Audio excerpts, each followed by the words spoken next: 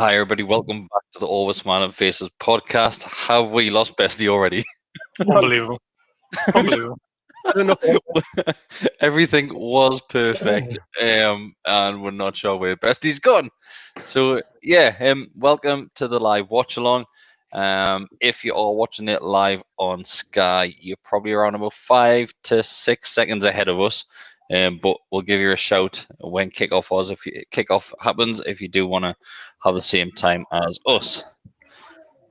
So, Mark, starting lineup on this one. There's been another few changes. Oh, Bestie's back. How you doing, mate? You all right? Bestie's back. Lovely to see you, lads. What happened there? Laptop died when my laptop died as the opening little kind of sting thing come on. So.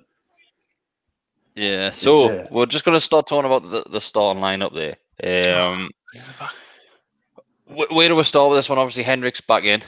You can see at the bottom. Hello, Denver. Green there. That's not Denver. Hello, that's Denver. Nolan.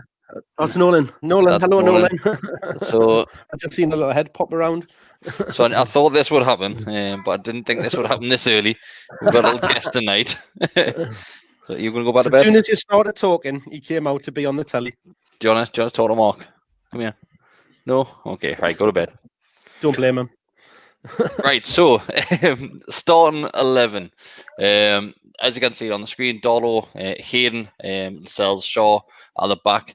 Looks like it's 5 across midfield, but I think we can all tell that that's going to be 5 across the back. As soon as 10 seconds into the game, we're going to drop back. Any shocks in that one, Mark?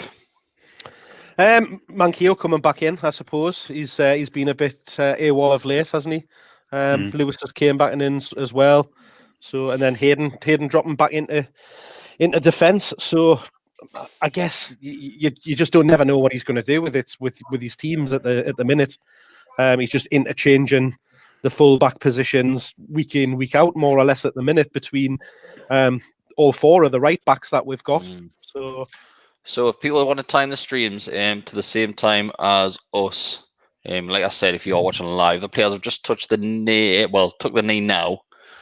Understood. So if you want to obviously go ahead, and they're standing up now.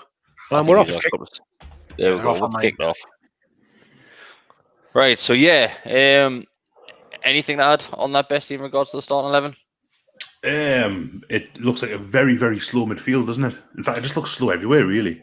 Yeah, I mean, I think it doesn't matter who plays in midfield. It's going to look like a slow midfield, isn't it? Yeah. Miggy's about the only one with any pace in there, isn't he? He's pretty rapid himself, that guy. For me, I mean, I've only just seen it now because I didn't see anything. I was working, I was driving home, I didn't see anything. I mentioned to someone, I don't think it was you, so I was out for a walk with someone, and I said I'd love to see we'll play 3 in centre midfield because I think 2 in there is just not enough. And he's done that, but obviously I agree that the problem we have is it would be lovely to be 3-5-2, but we know it's not going to be that. Bernie Sanders in the stand there. Bernie Sanders.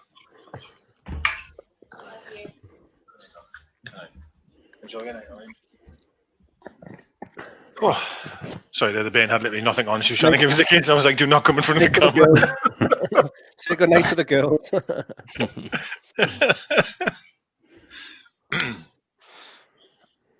There's a small trail behind you again. Yeah, this is going to be happening all the time. I'll tell you now, this is going to be happening all night. What are you doing? Are you dancing? There's Nolan, look. Aaron says hello to Nolan. Lovely ball out if he's on. Oh, it is a good ball as well. Oh. We're really poor at crossing the ball out. With final ball. I mean, we don't get forward very much as it is, but when we do get in wide areas and you're looking for that decent cross, we just seem to hit the first man or overhit it. I do find it quite ironic that yet again we're playing Andy Carroll up front and we're not playing any wingers or anybody that can put a ball into the box. This is a nice ball from Shelby, this like. It was a nice one. But again, watch the final ball here. You only got Carroll in the middle, I'll give you that. But look at the ball. That's a nice overlap by Almiron as well. He could have. Yeah. He does well with his pace to get up outside of Wilson there, but that's much better. Do my eyes deceive me? Are we actually pressing the ball here? Yeah. Preston, a lot better, yeah, much better. But we've said this a few times, haven't we, Mark? The first few minutes, we normally go, hey, we'll look all right today, and then all of a sudden it just... Was it the team against Arsenal, wasn't it? Carried away. Even going back like Southampton, whenever that was, October, November, we started off doing that, and then just that was totally last fell a season. bit. I'm just going to go and grab a can of the old Galahad. Give us 2 seconds, lads. Aldi's finest. I couldn't tell you last time I had a Galliard. No. So that was one of the reasons. If people are wondering, that is one of the reasons why we were late tonight. Decker was in Aldi at 1:45 when we're supposed to be going live. I'm glad he's not playing tonight. Like John McGinn, good player. Him, I like him. I like him a lot. Yeah, I like him. Jack, we are on. What minute's yours on, Mark? 3:32, 3:33, 34, 35, 36, 37, 38. So Is that coming heading up to? I think so. Went through the keypad, didn't it? Yeah, that's what I want. 87 minutes to sit through now. 3:50 now. So if anybody's synchronising watches, that's where you want to be. So as we wait for Decker, I'll ask you two first. Start with you, Mark. Score prediction on this one.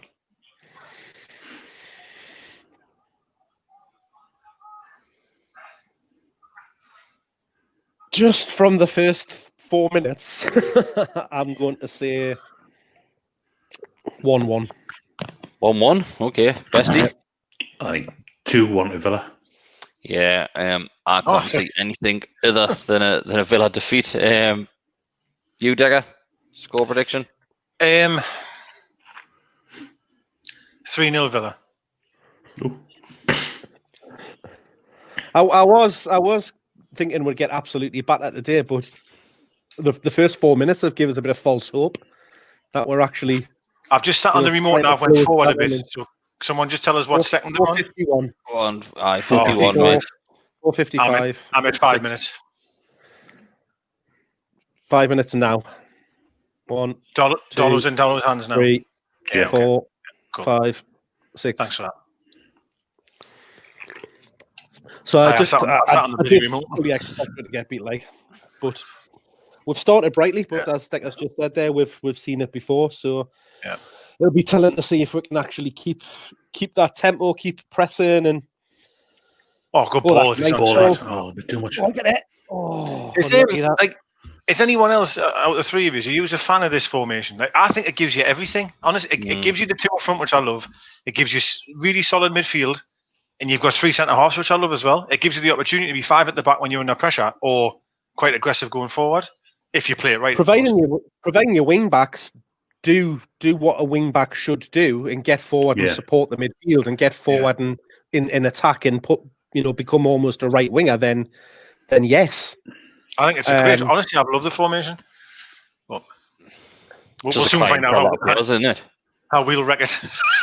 It's whether or not we can get that pace to then because they'll hit us on the counter attack just as they've tried to do there. It's whether or not we can keep that energy in the midfield that when we are getting forward that they actually get back and bust a gut. Because I remember when we played these was it last season or the season before where they just massively overran every time on the counter attack. That was a Monday night, wasn't it? Mark, me and you watched that one. We done a live watch along for that one, I think, if I remember right. We're in Home Welfare Club, and Grealish just tore a new one. Absolutely. He went down for the free kicks, didn't he? Scored off both of them. Yeah. Yedlin got caught, I remember, didn't he? Yeah. Yeah. I think it was around about the time when Yedlin was getting caught every single game from the same position, mate. Yeah, it was. Yeah, it was. We've just got to keep working hard. That's the thing. Once she doesn't come inside. It's got to roll our sleeves up, Mark. Mickey. Shit. Wow. Yeah, that was an elbow there. God, Wilson's done well there. Wilson, lad. He has done really well. He did do well. He did well there, didn't he? Yeah, good battling that. Going to show a replay of that challenge on ourselves? Definitely elbow towards him, mate. Elbow, didn't he? Yeah, it was definitely There he is. He's back. Insane, lad. Do you think this is something that I wanted to mention? Do you think Bruce is putting a little bit of pressure on him? Yeah, I do. He's basically said from we've got Sane back, obviously, and he's blamed a lot of us losing games because Sane isn't there. And we've got to be honest, but I think me and you mentioned this on the last one, Bestie. Sane wasn't that good before he got COVID. He had a few pretty poor weeks after he signed the contract, didn't he? Maybe Sane's the kind of player that needs to hear that, or maybe he needs to hear that he's the main man, and when he comes back, I think you've got to handle different players differently. I mean, I know even like down to Sunday League, you get some blokes that really thrive off getting the ball in, and like it kind of gets their backs up and think, right, I'm going to show you. Other blokes are disappearing in their shells, like, so, and that's at that level. Even in the Premier League, I reckon you're going to have players who want to hear the manager say, right, he's the big man. When he gets back, this is what we're going to do, and he's probably walking on he's like 10 foot tall now here and that, like, you know. So I was just about to say what you've said there, Bessie, that maybe Saint might be that way, that, you know, God, look at how much he thinks I'm the man, or whatever, you know. It might destroy the confidence of the rest of the team, like, but true. That'll keep that'll do you. I think we had every single midfield player in their half there. Oh, that's naughty. Mind you, Carroll playing again. It's another game from. It's definitely probably the most run that he's had, you know, since that Arsenal Cup game. It feels like he's playing more football now than he has done since was it Liverpool, maybe, really. Oh, Neil, lad, hitting the vodka. Nice. He's played a lot of games back, isn't he? I'm still on the tablets, like, so. Oh dear, nanny state. Nice enough, like. Bestie, I'm really not a fan of these new cans. Just full fat coke, mate. No alcohol in this one tonight. God, you full fat coke, you'll be fucking claiming no wells, kid. Yeah, me. Oh, I'll be bouncing. That's that'll send you loopier than the dragon soup. I quite like getting the sticky teeth off full fat coke, like. You do get that furry mouth. I enjoy that, like. Don't you? You're going to shave your teeth afterwards, don't you? No. Pepsi Max for me, like. Oh, Mark, get rid of him. Tastes like nout. Oh, Pepsi Max is tremendous. Come on, Pepsi Max is the boy, like. Serves you right, lads. Tell you. Serves him right. Gone. You cannot have that, like. This is what happens if you say something like Pepsi Max being nice. Maybe you get hide in the bin. Aye. Mark's had it coming a long time, like, with the Die Hard stuff and the Elvis stuff as well. Like. Didn't start about Elvis again.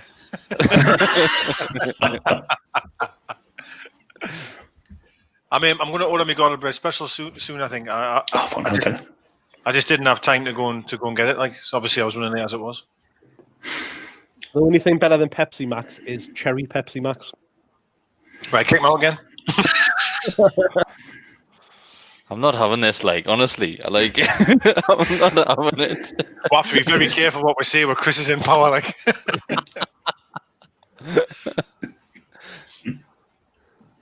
Cherry Pepsi Max is better than Pepsi Max, but only in the same way as that, like, I don't know. Chips are better than roast potatoes. That's a really bad example, because I'd get it nice. I think a few people have mentioned it, and well, I'm saying a few. There's one person that's definitely mentioned it, which I can see, is basically like nobody should really take any advice from Mark, because of the whole lampoon situation. Die Hard as well. Die Hard as well. So Mark's opinion doesn't count for anything. Lonely This Christmas being an Elvis song as well. It was a list of Go on, Mickey. done, Mickey. He's done well there, like. Good enough. Get it wide. Look wide. Oh, yes, he's got the. Well done. Where's the backup? You see what I mean again? They actually worked it well there. Who's offside there? Who? Mickey. I was trying to say Mickey is. I actually thought Shelby should have went the other way, but it wasn't bad. I did. The right hand side. Absolutely flying up that way, wasn't he? Steve's prostate cancer badge wonky again. You're right, Bestie, again. Every single week, I think he must just, like, at the end of the day, he must just get that jacket, just put it in a bag, then just go and get out for the next game as well. It's exactly the same. You think in the bag it will get disturbed and, like it's just been hung up and left. Yeah. Oh man, that was a great ball, that like, wasn't it? Thanks, Fabian Billy. Shea.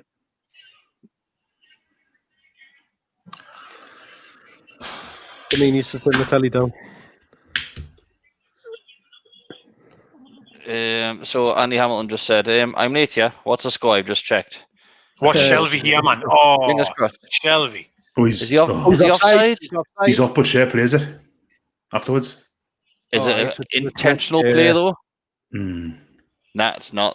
That you'll be offside for that. You got to control it, don't you? Is he ahead of the ball though? Is he ahead of the ball? I don't think he's ahead of the ball. He is when it comes over. I think he is like there. Looks like he I is. think because of that decision they made the other day against Villa as well, it was the other day. That it's a goal, guys. Did you give it? Yeah, it's a goal. Shocking. That was the worst. That was the worst decision. Well, Shelby's shocking there. If you see it again, following the guy who crossed the ball, absolutely terrible. I think Shea does really well to get to it and then just doesn't. The connection's all wrong. Yeah. It's a hell of a bop cross though. Well, it's in that area, isn't it, where you don't want it? It's exactly what we don't do. Like, I'm not saying we're getting great areas, but we have the opportunity at times to cross the ball, and we never put a ball over that well. Oh Jesus! Oh, wonderful! Well, that early 13 minutes is gone. I mean, that bottom stat there about when they've scored first, they've won 8 out of 8. It would make no difference to me if they've never won when they've scored first. It wouldn't make any difference to how I feel. What was your predictions, lads? I didn't hear you. Sorry, I went for a drink. Did you say 1-1? I think someone said, I just said we would get beat. That was my prediction. I went 2-1. He was getting a lot of space down that right-hand side, like. Well, if we can find him and get that ball out there. You should find with that formation that your wing-back should, because with you having 2 up front, you'll tend to find one of your full-backs will tend to come in a bit. And then you've got 3 in midfield as well, 3 centre midfielders. The 2 wing-backs should have the licence to bomb forward as much as they want. You know what it is, lads? We say this every single time. When a team is in a bad run of form, they come up against Newcastle United, and that's when the stats get broken. Right. He hadn't scored in 9 games. I think it's said before kickoff. Watkins. Yeah. They've just said on commentary as well that because Shea got the touch, it doesn't matter that he was offside from the cross. It must be that as soon as he's played the ball, that it kind of restarts. It's the final touch in it. I thought you had to have what they were saying the whole claw about this the other day, you had to be in control of it. Hence why the whole Mings thing the other day, because he was in control of it.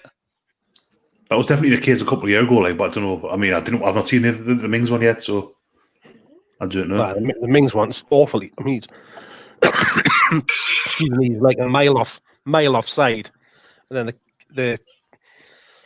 is it the keeper plays the ball to him, or somebody plays the ball to Mings and he just completely miscontrols it, loses control, and the Man City player comes in from behind him, tackles him, and just runs through on goal.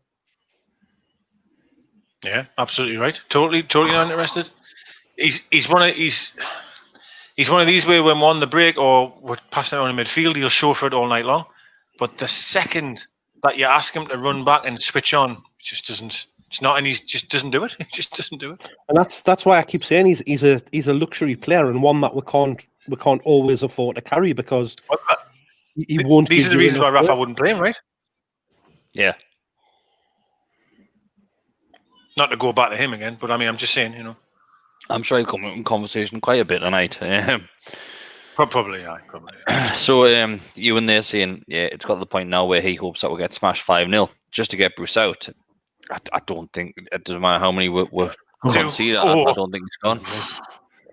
He's got anywhere. He's got anywhere. It doesn't strike me as if that. Look, I think they pumped him yet. Like, it's offside there, Watkins. Like, it was. Ewan's right. I feel like this. It was Bartley.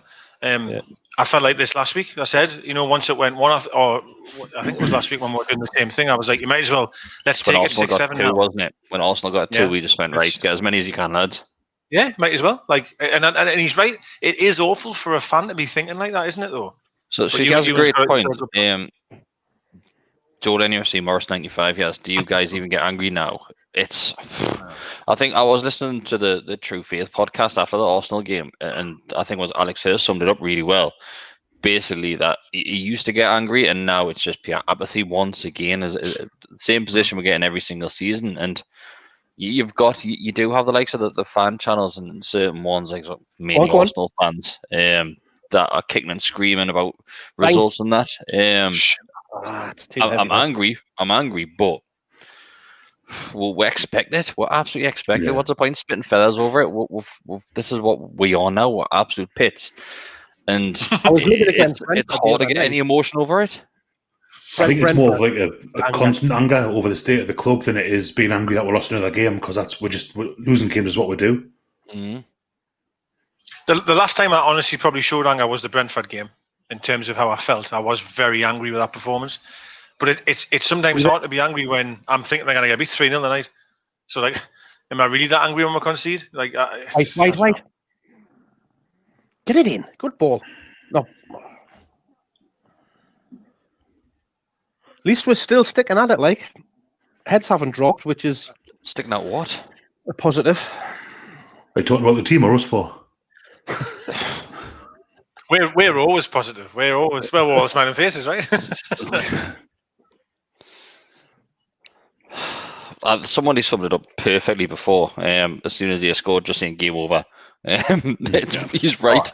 I'm saying no, it's not though, because we've seen loads of times where the heads have dropped and when we've gone behind and stuff like that. But look at this. We're still trying to close the ball down. You've got Shelvey in the corner with Wilson and stuff like that. So that's what I'm saying. At least we're still sticking at it, trying to actually get ourselves in the game and play. I know, Mark, and I appreciate what you're saying, and I'm but I can't see us scoring 2 goals and winning 2-1 at all. Good ball. Come on, Monkey. Monkey needs a wish. That's we can't. We literally can't cross the ball. It just does me head in. But that's that whole thing of playing we're playing 2 strikers who are both pretty good in the air. Definitely Carroll, and we've got anybody that can put a cross in. Well, you could say, have we got anyone? I mean, I'm talking squad here. Maybe Murphy can put a good ball over. I'll give you that one. But we haven't got many players that can cross the ball anyway. Richie, maybe.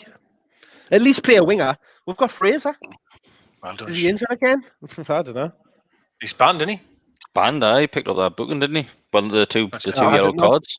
I thought it had expired now. See again, look at space for Mankio. No, what game? It was not the Arsenal game. He got it. Arsenal game, yeah. Gets at least 2. Is that Fraser that he was sent up against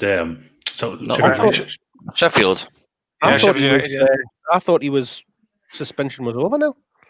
It might be. It's 2 yellow cards and only 2 games, is it? I don't know. I think he's online with the ball for me. Like, just mind you.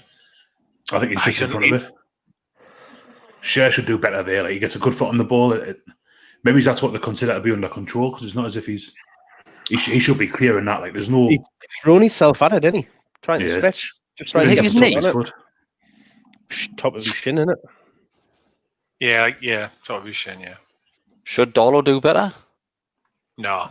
He's caught out by the... It looks in slow motion, but I think the speed at which it happens, I think it's... I think you don't need to be so down on Darlow all the time, Chris. Really.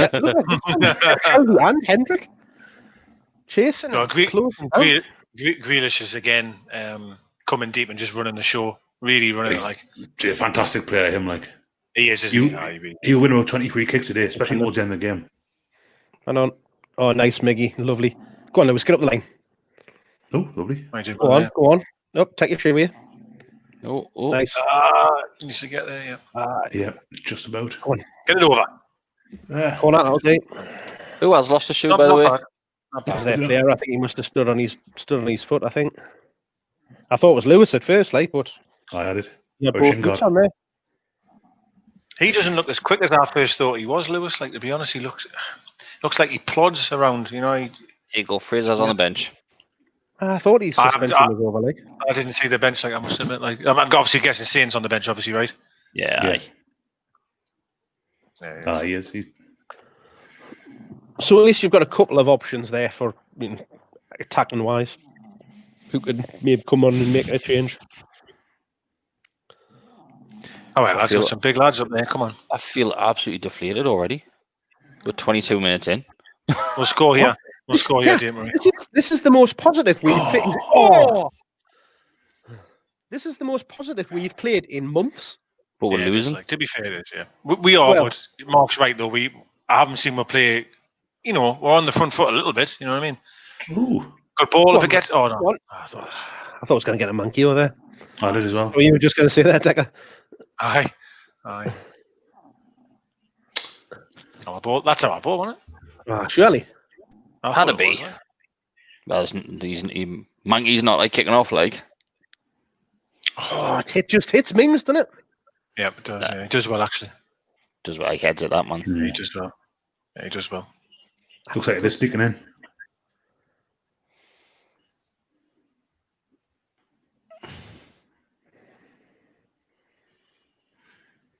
I have to admit, I will say they haven't given up. Like, they haven't thrown in the towel by any stretch. Like, yeah, they certainly haven't been terrible so far. Like, it's just that the worry for me, as always, is scoring the goals. Like, and that's the worry. Scoring. Yeah. We're just. When was the last time we scored, Mark? You love this stat. How many minutes are we now? It was 9. It was 9 games the other week, wasn't it? I think it was 600 minutes. Games ago. So I think it's about 700 minutes now, I think, coming up. And the other stat was a shot. We haven't had a shot. We've only had one shot on target in the first half for the last 8 games. Yeah, I'm not sure if that header would count as a shot on target, maybe, so that might have... I think we had a shot when you went to get a beer as well. Yeah, Miggy had a go earlier, didn't he? So that puts 3 shots on target for 8 games. Oh, no. Watch the run out. Watch the runners. Stand them up. See, this is what I'm saying about making sure that when they are hitting, that was lovely. Shelby's only coming back now.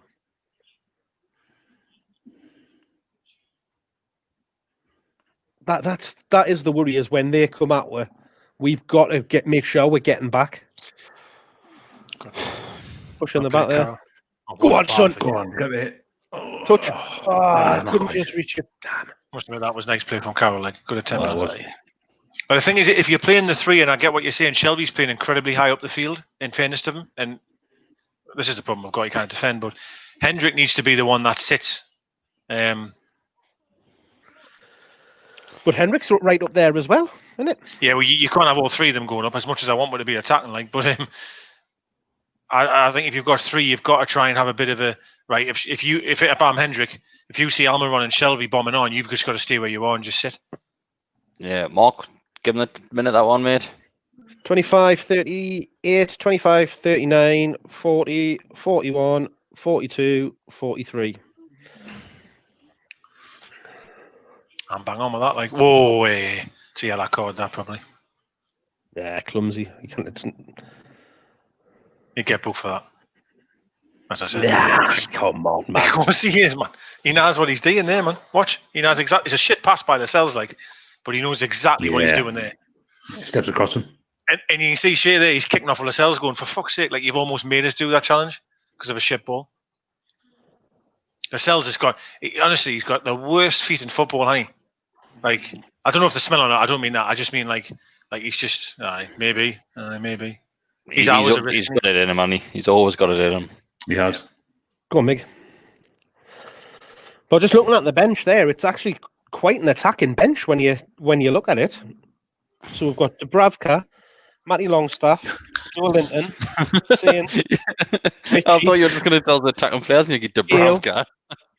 Kraft, Fraser, and Murphy. Absolutely fabulous, that man. Hey, it's quite attacking bench. We've got Dubravka. I was given the full bench lineup. No, I know you. It was just the context it was given. But when you think we've got, 1, 2, 3, 4, 5, 6 attacking players on there. Joe, I would say in football terms, no, we haven't. In Newcastle United terms, yes, I think we have. It's been okay for us. But in terms of what I see normally on the TV, no. Shaw's got a point there. Like you see, he's picked the ball up and he's like having to push Lewis up the field. Like he's telling him to Well move. played, Shane. You again. Look at that, man. We've got to use that ball. That's all right, though. You get on with that. That's the ball, yeah. Carol's nodding, saying that's what I want. Shea did so well there, you know. Did great, absolutely great ball. He really did. He's an ache as every time. Just keep Oh, that. should do better, you know. Getting that ball out on. He should have Should more do better, connection to Carol, that. Like At least he puts a decent cross in that time. Like gives them something to have a go at.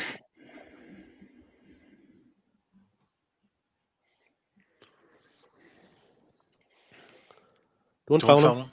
Well done, Go on. Go on, mate. Shelby. He wants to hit it, didn't he, so badly? That'll do. Again, space. Come on. There's not much on here. Oh, Like, you had to there. There's no way to go. Nothing you can do. Wide now. again. Meg, yes. I would have hit that, mate, if I was surely. Careful. Look at the Sherman in midfield. Right, you've got to simmer down, Shay. I'll tell you that, mate. You've got to love his tenacity sometimes. I appreciate that he's hot-headed, but sometimes I do love he just doesn't give a shit, does he? That's what we've got to be careful of, that right side on the break. Right. Is Fernandez, I'm guessing Fernandez must be hurt or something, right? Or is he? He's not even on the bench, is he? That's a strange one. I know he got 9 minutes. I know he got he made the mistake for the Sheffield United. You could see he made a mistake, the handball, and then he got dropped, didn't he, the following week? Yeah, he's on the bench. Yeah, Mark, give them the time again. We should really get a clock, but I tried to figure out how to do it before, and I couldn't figure it out. So in 29 minutes, and we're just coming up to the 30-second mark now. So 29, 31, 32, 33, 34, 35. To be fair, this first half an hour has gone by very, very quick. The time is sponsored by Mark the All Smiling Faces podcast. Remember in the phone box? In the phone box, when you just used to ring the time. That's the operator of time, wasn't that? Absolute wild childhood I had. I'll tell you that. So that's 30-minute mark there. Years ago, honestly, I'll never forget it. We made two of the lads. We used to play Champman at his. And we used to play 3-player, and we used to have to just take turns on the computer. So we had 10 minutes to sort the team out. And I remember I was only about 14 or 15, I think it was. And he didn't have a clock in the room. I ordered a kebab pizza. Well, I was eating kebabs then. And from Gills. And it arrived anyway. And I was like, I don't know what time it is. And I was meant to be in. And I had to ring. He didn't have a clock. And we rang the speaking clock. And I remember I was like, shit, I'm half an hour late. Because we didn't have phones on out back then. Mobiles, sorry. Not phones, mobiles. Didn't have watches either, by the sounds of it. Oh no, I didn't need watches like. Yeah, so Neil's just had a good shout. Over 200 people watching. So if you're watching this, just like it. You don't have to like the game. Just like this video. We'll take that.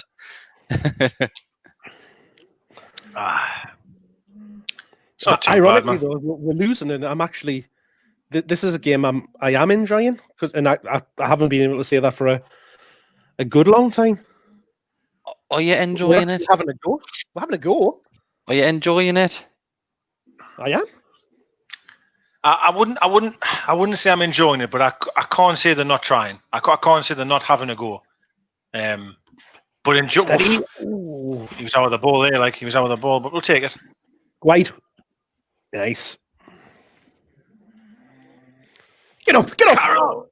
Go on! Oh, lines. We've had more shots on target this half in half an hour than we have the whole season put together. That's probably fair. I'll tell you what I'm going to say. Right? And this might really shock people. If we had a new manager in for this game, and this was his first game, people would be saying, God, there's a difference. You can see the difference. Yeah, I think you're right, Decker. I think you're right. And that's why I'm saying I'm actually enjoying the game. And I know maybe enjoy is a strong word, but compared to what we've been getting served up week in, week out, this is like you've said, Decker. It's like watching a different team. Yeah. I don't know if you agree, Chris. I know you had your headset off there. I said that if we were watching this game and let's say a manager had come in yesterday, don't know who, let's say Mark Hughes, I don't know, anyone, and we shit, I'll shut up for now. Oh yeah, man, Hayden. Hayden, that is absolutely disgusting. Oh, hang on, offside. Absolutely shocking. Is it? Aye. Oh, good. I turned Hayden there, up, you prick. So maybe it was a good setup then from Hayden, perhaps. I don't know, but nah, he's just completely. Watch, he's got his back. I mean, just doesn't. He's Oh, watching the ball. He's watching the ball. yeah, No idea he's there. good finish, no, man. Great finish. Oh, got away with that one. Yeah, it was a good finish. Yeah. How high that Aston Villa badge is on the shirt there? I was just thinking that's really high, isn't it? Wouldn't get nipple rub off God, that. isn't it? It's like almost on the shoulder, the top of the.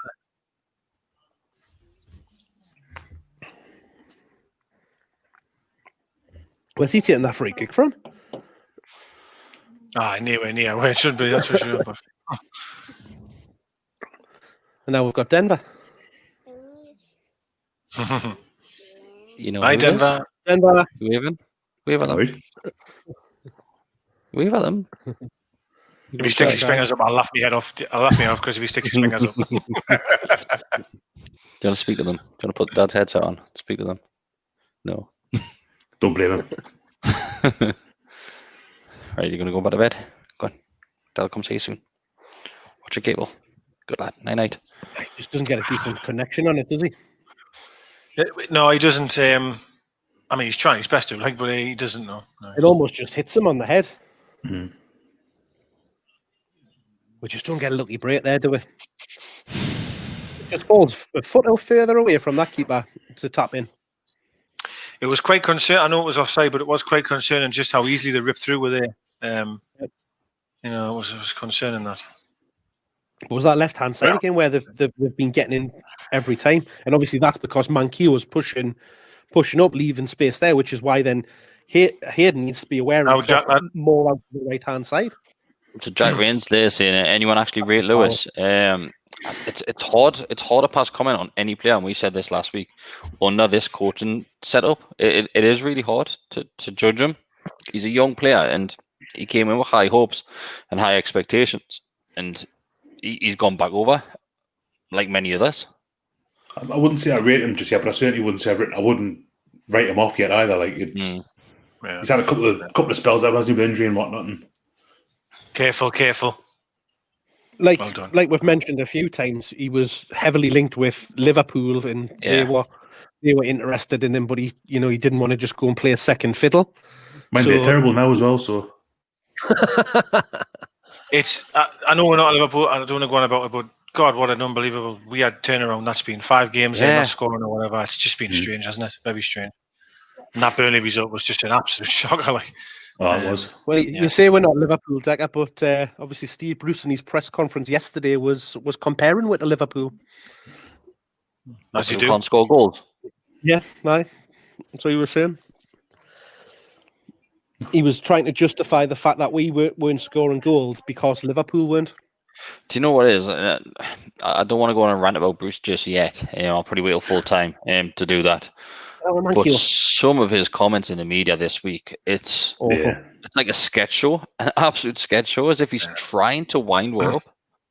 It's disgusting. There's no defending it, really, is it? It's because he knows he can get away with it because he hasn't got the public to pull him up on it. Yeah, do you know what it is? You're right. I get what you're saying, but he's done this at every club he's been at. He did it at Sunderland and said ridiculous things, even when the fans were there kicking off. Like, at Villa. I think he's at Villa. He did. Villa, he was exactly the same. The comments that he's saying aren't any different. Fuck off, stand up, man. What's he doing? Get up, get on with it. He's very. I think he's very arrogant in his own ability. How many times has he turned around and said, "I've managed 500 games in the Premier League"? How many times has he used that stat? He says it as if it's like some sort of medal of honor. I've won 500. We're great, mate. Like, me mate Alan, it doesn't mean you're good. He put a tweet on saying, "Yeah, great, but you think you've lost 72% of them, or something ridiculous like that it was. So don't brag about it." You know what I mean? He's off the rails at the minute, like absolutely off the rails. Like the whole every time he gets under pressure, he seems to just come out with just shit. He swings, doesn't he? He said, what do you call it as well? The whole thing with Rafa, and it's Bruce. Bruce brings Rafa up, and I don't know why. Obviously, just by the points. Oh, well, I've got the same amount of points as Rafa. Blah blah blah blah blah. What do you call him? The mighty Rafa. Something like that, aye. That was such he's absolutely threatened by him. He's Proper threatened childish, by his wasn't memory. it? It was such a jab. He came down to like Karen on Facebook level there, didn't he? It was really bad. That I thought, like, to say something like that was horrendous. Like, the mighty Rafa, he's just taking the piss. That's what he's doing. He's taking the piss. He's not just taking the piss. He is, mate. But more importantly, he's taking the piss out of us as a fan base because he know how much we appreciate Rafa. So he's having little digs at us there by calling him the mighty Rafa. Like, honestly, Absolutely. Steve, you couldn't even tie his laces, man. Like, you're not even close. Well, he's not having to go at the media at all because the media are the ones saying that there isn't much difference between Bruce and Rafa under us. Mm-hmm. And so the only people he is having to go at there is the fans. That's it, period. And I think, God, you just set fire to yourself there, like, because no one likes you to start with. And my God, to say something like that, I mean, it's just incredible. Darryl comes out with a decent shout as well, Bestie. Sorry to interrupt you, mate. He said that he also called that fella from Bournemouth. It's just rude, isn't it? Disrespectful. Absolutely That's disrespectful. awful, that fella from it's like when Alex Ferguson called us the weak club in the northeast. Sorry, Bestie, what you were going to say, Bestie, mate? What was it? Oh yeah, I saw someone on Twitter earlier saying that Bruce saying, "Oh, I got as many points as the mighty Rafa," means that that's what Bruce's target was. Do just as well, not take them forward, not get them to compete. Just don't be too terrible. Like try and be as good as is what that was. And he seems to think that last season was great. So let's give it in. Right, how am I done well there. this? Carol here. Sunday League. The whole Rafa thing, it just smacks of absolute jealousy and bitterness around the fact that Rafa had such a good relationship with the fans and is held in such high regard by 99% of the fan base, and he's held in high regard by 1% of the fan base. It's completely polar opposites. And it just smacks of him being completely jealous of that whole relationship and everything that Rafa had. This is what I was going to say. What Jack said there, when he interrupts people, how disgusting is that, man? And he's done that since day one, and he does it on every single question. It was quite funny last week. I think it was last week, and it was Keith Downey asking the question, and Keith kept on asking, obviously trying to talk, and then Bruce kept on trying to talk over the top of them. They were both just talking at the same time, like until one of them gave up. And obviously, Bruce wasn't giving up. I can't believe that no journalist, because I would if I met him tomorrow, I'd say, will you please let us finish this question? Like, just ask nicely. You don't have to be a dick about it. I mean, you could be, but just say, Steve, would you mind if I just finish this question and then go again? No one ever seems to pull him up for it, do they? And it's a height of bad manners, in my opinion. Like, I think it's because he's always done it. He's like when you see even the adverts of his previous interviews with other clubs and stuff like that, it's the same thing. And obviously we've seen a lot of those interviews because everything that he's currently saying at Newcastle, he said exactly the same thing. Oh, what a ball that is! Do you know what it was a good goal. It was, but we're yet again on the last side where Grealish is. The 3-0 might not be good. Maybe too little. Yeah. What's going on? Yeah. Looks like he's talking the linesman. Hey, we're gonna shithouse away to a 1-1 here. Or just every goal that scores when I get choked up. I wonder what for. What the complaint? Grealish offside, is it? Are they saying foul on Darlow maybe? Or? No one's offside there. Like, it comes back here. Carol's playing. I don't know what they're complaining about there. Yeah, now we're complaining about there. I'm assuming Carroll thinks that Darlow's been fouled when he's cleared it first time, like, but I don't think he was. That's a hell of a finish, isn't it? That's a hell of a finish. Lovely finish, that. Really hard. That cost his body as well. Just the ball and finish is just. What's the movement?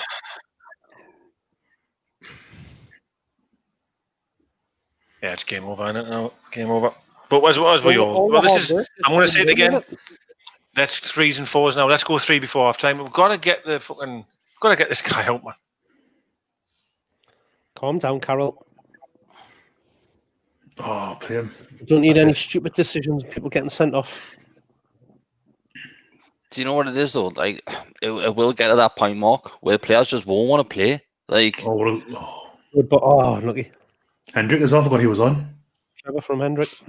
Yeah, I say that often when he plays. Yet again, right side, man. Come on. Don't keep backing off. Don't keep. Oh, he's in the box now. It's in Well, behind Hayden every time. Put him on his other foot. Go towards him, man. There's 5 years. Even Carragher there said just close him down. Exactly, yeah. Marty Cash, hit it. Get out, man. Get out. This is desperate, this, my lads. Line it up. Get out of the box. It has been the last 5 or 10, no doubt about that. You okay, Chris? there's fucking that guy. You've just done it. There's 5 of them just stood there watching him with the ball, not even trying to move. There's 5 of them.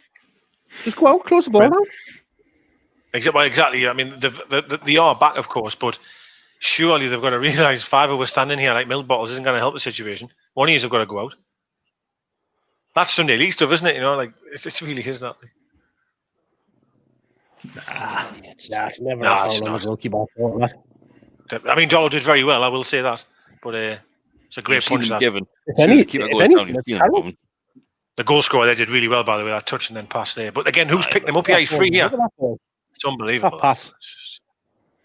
It was, and that's the differences. I mean, you know, like we don't have anyone that could do what Grealish did there to her. Like we would take a rash shot or cross it out of play, or how cool he was there, man. It was just incredible to find him again. Like.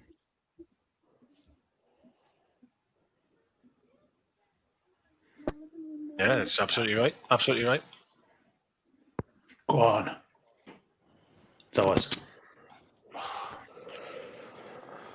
I'm going for, I'll wait till half time, then I'll go for that can. I've got a few to get through. Fantastic players, Nia. Brilliant. Absolutely superb. I didn't think he'd step up as well when they got promoted. I thought he might kind of... It's a big step up, isn't it? But he's been superb last couple of seasons. Him, like. I just wonder if he'll ever make that move, or if he's just happy being at Villa. Because he's not going to win anything, is he? Being at Villa. You wouldn't have thought so. Maybe it's a cup. You could see them winning like a League Cup in the next 20 years, but you wouldn't have thought that. Yeah, you'd kind of hope for him, really. Didn't really work for Zaha, did it? When Zaha stepped up. Yeah, was he a bit younger though, Zaha? I can't remember, mate. Yeah, he went up to United when he was younger, wasn't he? Mm. I think imagine Zaha would be better served going now, or at this age at least. I do think Grealish is a lot more intelligent though as a footballer. I think, Zaha is very. I always see Zaha as very raw. If I'm honest with you, like he's got loads of skill and he's got loads of pace. But Grealish is something else, isn't he? He just Zaha still the game. He draws a free kick well. He's got a reputation for diving, but I don't think he dives that much. I think he just knows how to kind of get the contact. And Grealish has definitely got that as well. Grealish, I mean, like I say, when we played down there last season, there was a couple of times. So the comment there saying can't totally blame Bruce. Players are making poor decisions but can't cross a ball. You've got to remember players don't get sacked. It's the manager that's always going to go, and performances haven't been good enough for God knows how long now. Of course, you can have player errors, but I think there's no confidence. Is it? That's what it is. There's not. I do agree with the question, though. I do, because you think of Fernandez's handball, you think of Fraser getting sent off. You look at Shea the night there. Shea should be clear on that. And this is where a lot of all the vent is all at Bruce. It always is, and that's fine. Listen, you do what you've got to do, and I understand that. But sometimes the players do get away with it a little bit. I mean, Joe Linton never does, but the other players do get away with it, though. And like Shea's got to do better there for me. And there's countless times in games where we've conceded a goal, and we're like, "Fuck, what are you doing there?" It's like an individual, for example, Sean Longstaff forgets what a football is or forgets his feet, things like that, and we're like, "What the fuck is that?" Sells at times. Exactly. Got out to play football. It's gone through the full squad, man. But come back. Sorry, the point you mentioned there, Chris, and there's a good one. Is of course confidence. Of course, maybe it's shot to pieces. Obviously. Well, apparently they're doing a bleep test at the training ground the other day. Yeah. Aye. A bleep test. Well, that's got to be questioning people's fitness. And I think I've said this to you individually, that we don't look fit enough. We do not look fit enough as a team. But we've seen Charnley and Ashley there. But sorry, not Ashley, but certainly the rumours we've heard of Charnley saying that, they're giving him more time, or he's in extra time, or they're giving him extra time. I mean, how much is that going to be, though? I mean, does this take to 9 games without a win if we lose tonight, which we're going to lose, of course? Like, where does it end, really? Like, how many times have you got to lose before enough's enough? I'll call back that question in a second, but there's no one just came in there by Joe Morris there saying, yeah, but if you constantly blame the players every week like he has done, they'll eventually not play for you. And he has been calling the players out quite a bit, hasn't he? The most recent comments have been massively, yes. When he said that I'm doing it my way, and obviously that meant play 4 at the back and all the rest of it. So yes, absolutely, I agree. Yeah. Mm-hmm. Yeah. As I said, about Mark. Yeah. No, there's Cooper, lad. How it's done. This is a surprise. This James Shot, when we first appointed Bruce, I was optimistic. I don't think I would ever say I was optimistic. I think we'll also would give him time. We've given him more than enough time now. More than enough. He should have been sacked weeks and weeks ago. And I know we keep on saying this every single recording that we do, but it's just like the McLaren season all over again, but with worse football. Yeah, that's exactly right. Yes, yeah, it is. I think going back to what James is saying there, I mean, I certainly wasn't optimistic. I thought we'd go down with record points, and I'll always stand by this. Even 10 years time, if you ask us the question, where we finished in his first season shocked the life out of me, and I did give him credit for where we finished. I will have to stand by that. I said that at the time, and I says, God, I'm A, surprised we stayed in the division, and B, I was surprised at how comfortably we stayed in the division. But you always knew that. Okay, that season was. I'm not going to.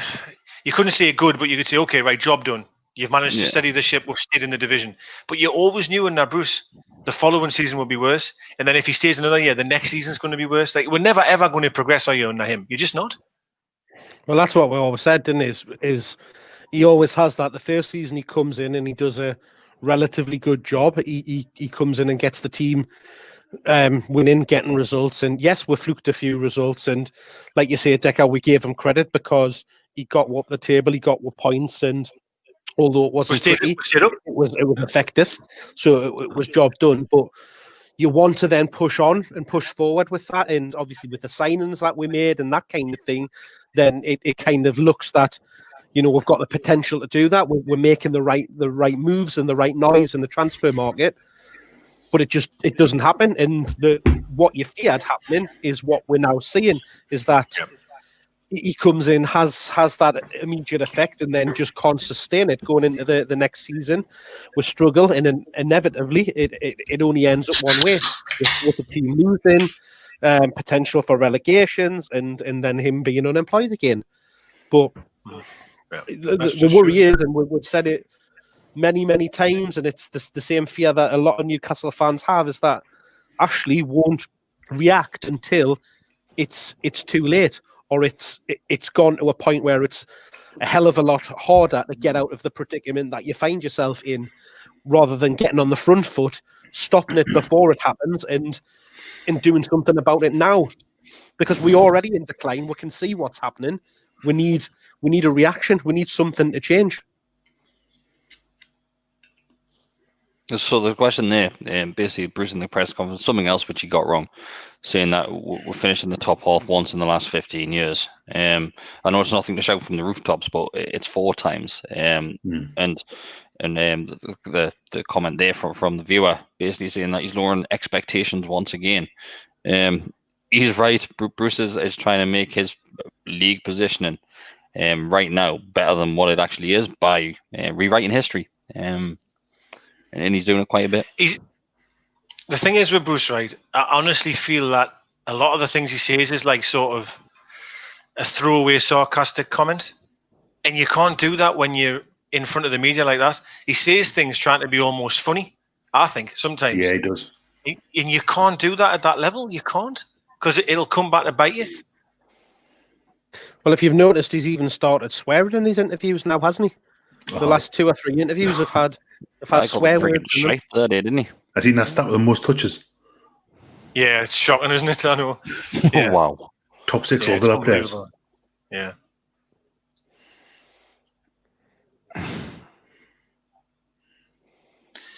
I'm going for a can, gentlemen. Do you want out from the bar, lads? Any goals? Any goals over there?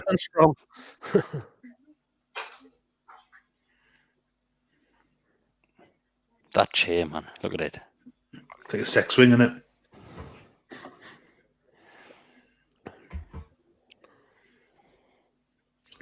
Wouldn't know. Long-term relationship. Thanks for becoming a member, Michael. Thanks, Michael. Appreciate it. It's just a shame that you're having to endure this crap with us. But imagine how good this would be if we could score goals. It's becoming a chore. Not going to lie. It's becoming a chore, this. One of these watch-alongs when we won. I know. God. Have we done one since lockdown? The way we'd won? I think we did win one a few weeks back, didn't we? Did we do Everton? We didn't. Did we? No. Hang on. They've just... I don't know, you listen to the commentary there or not? No. So what they're saying is that they're saying he might have been ahead of the ball when he played it, but because Shea deliberately made an attempt for the ball, he's no longer offside. So what they're saying is if Shea had just left it, which no defender would do, by the way. I'm just saying, if he had have left it and then he scored, then VAR would have looked at it. So VAR didn't look at it because obviously Shea's touched the ball. So basically, your striker should just stand offside all the time. Your striker should just stand offside.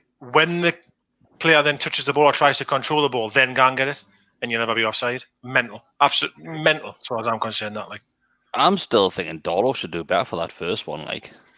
Maybe. I'm watching it a few times. It looks like he's kind of weight's not quite right because I don't think he's expecting Shea to make such a big howler of it. Pigsy out of it. So yeah, I think it looks in slow motion like he should do better, but I think that's a bit harsh. Dolo would have kept it out though. Dubravka. Honestly, I can't see Dubravka coming back in soon, and that's no fault of Dolo's, but I can see him come back in soon. It doesn't make any difference. We'll just lose 1-0 instead of 4. He's not going to score the goals, is he? No. Well, according to Mark, he's off the bench, so.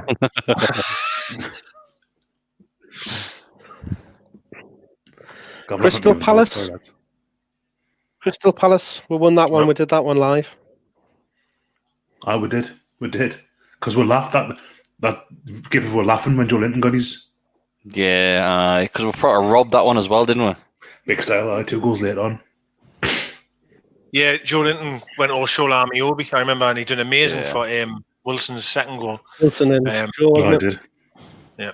The thing I meant to say that before, I meant to say, we're talking about formation. I was just obsessed about how much I like the one we're playing. Another issue I've got here is that, again, you've got a manager who's been there for 18 months, 2 years, whatever. And we played a particular team in a particular formation against Sheffield United. Then about 5 days later, we made 8 changes and went to 4-4-2. We've then went a couple of more days and we've now went to 3-5-2. What the fuck? Another 4 changes. Another 4 changes as well.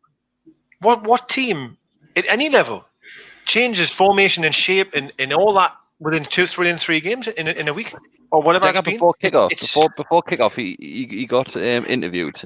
He answered a couple of questions. A lot of them were about Saint returning to the bench, which is fine.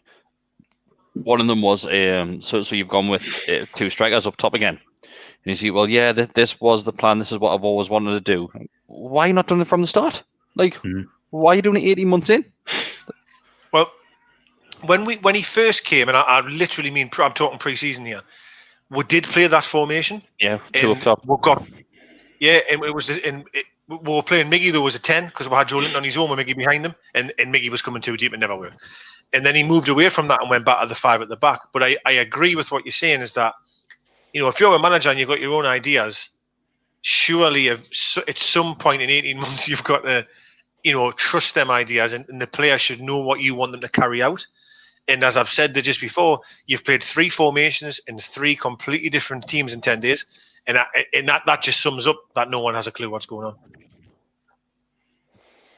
It is worrying that he just doesn't know his best 11 players and he's starting 11 players. It is really, really worrying. And when obviously you do go and change the likes of formations and setup, you've got to stick with that team for a few games. Let them gel. And obviously he loses the games. Right? No, we'll change it again next week. Like, how long does it go on for? Who we got next? It's Leeds coming up on Tuesday, is it? I'm pretty sure I've got Leeds coming up, yeah. I'm sure it's on Tuesday. That'll be another defeat. Obviously, Leeds are vulnerable at the back on counter-attack. But we're not doing it. We're not getting those chances. Well, Leeds were vulnerable, but we played them in December, and all the pattern was that Leeds were vulnerable from set pieces. And then they scored 2 from our set pieces, so... Yeah. Yep. I just can't...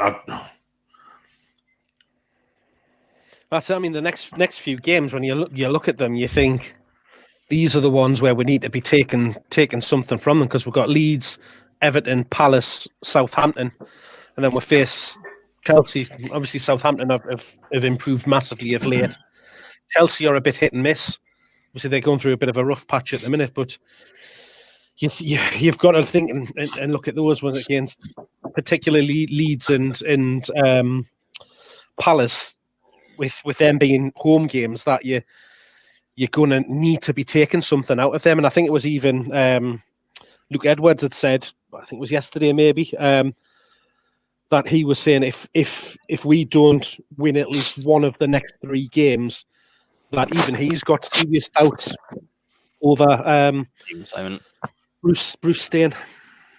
Fuck me. So, if Luke Edwards has got serious doubts, Jesus. So Daryl, in fact, before I go on Daryl's question, just Luke might be watching this one. I do like Luke. I know he does get a lot of crap, but Luke, even you tested me the other day when you started defending Bruce's press conference about what you were saying about Rafa. You were testing us there, mate. I'll tell you that. Daryl said, "How many changes for Leeds on Tuesday?" It'll be a change of channel for me, Daryl. Where you going, like Newcastle Fans TV? Well, no, I didn't mean that. Never leave you, lovely lads. There'll be more than 2. I'll tell you that, and I think one of them will be keeper. I think Dubravka will come back in. So be it. Whatever.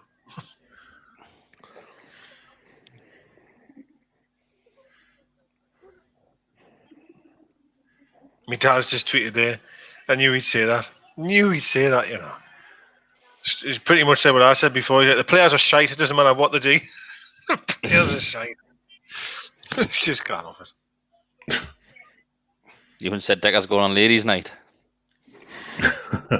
He's not allowed within 20 miles of the place, man.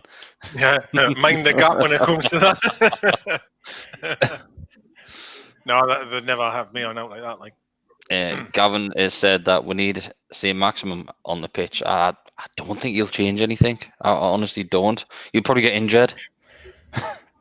I wouldn't risk him at 2-0 down. If it was 0-0 and you go into the last 15, I definitely would bring him on. But I don't see the point in bringing him on, to be honest. Because how bad would it be if he did get injured now? You'd be like, what the fuck? It would just be horrendous, right? Summed up there by Jay both right there. Yeah.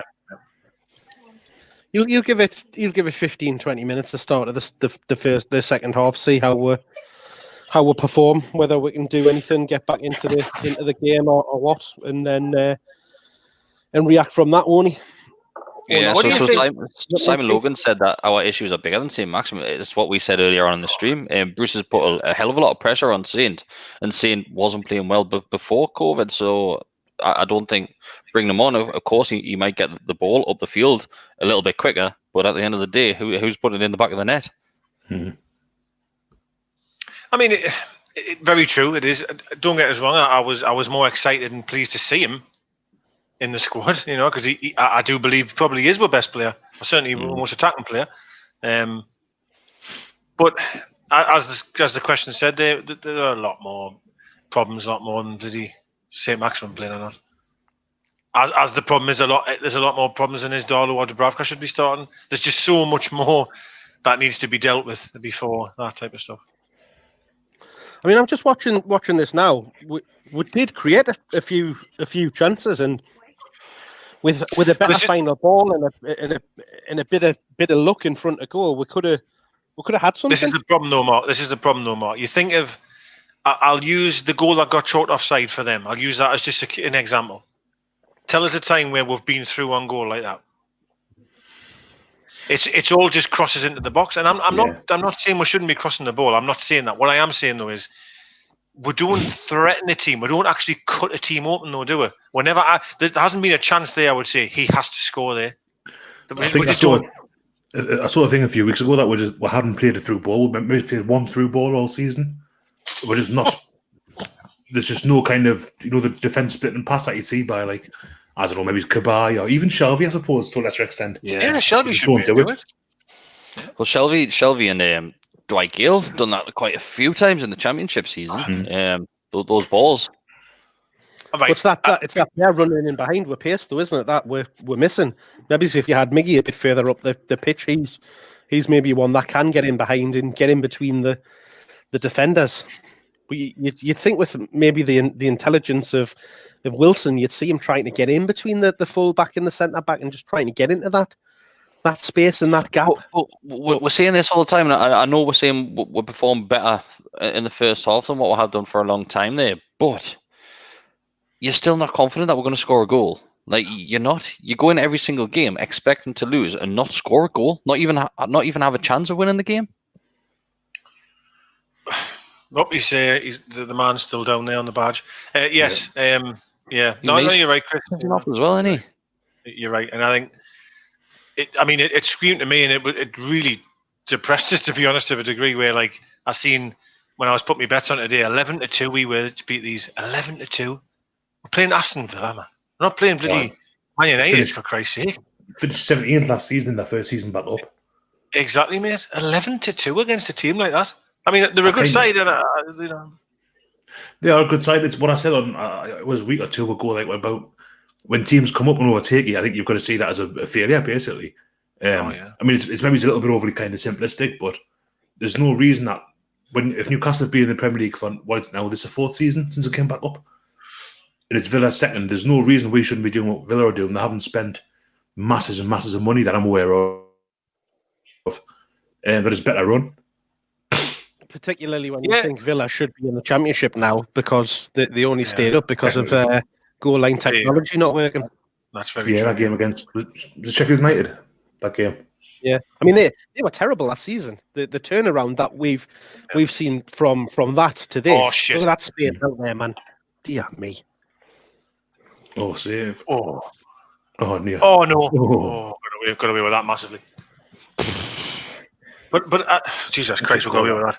That should be free, shouldn't it? Yeah. Definitely, 100%. 100%. I mean, we got caught out here. Easier getting caught in narrow, man. They must be getting told to play that narrow because it happened time and time again on was it Monday last game? Yeah. Monday or Tuesday? You're right. We're getting caught narrow so often, and they must be getting told to do it.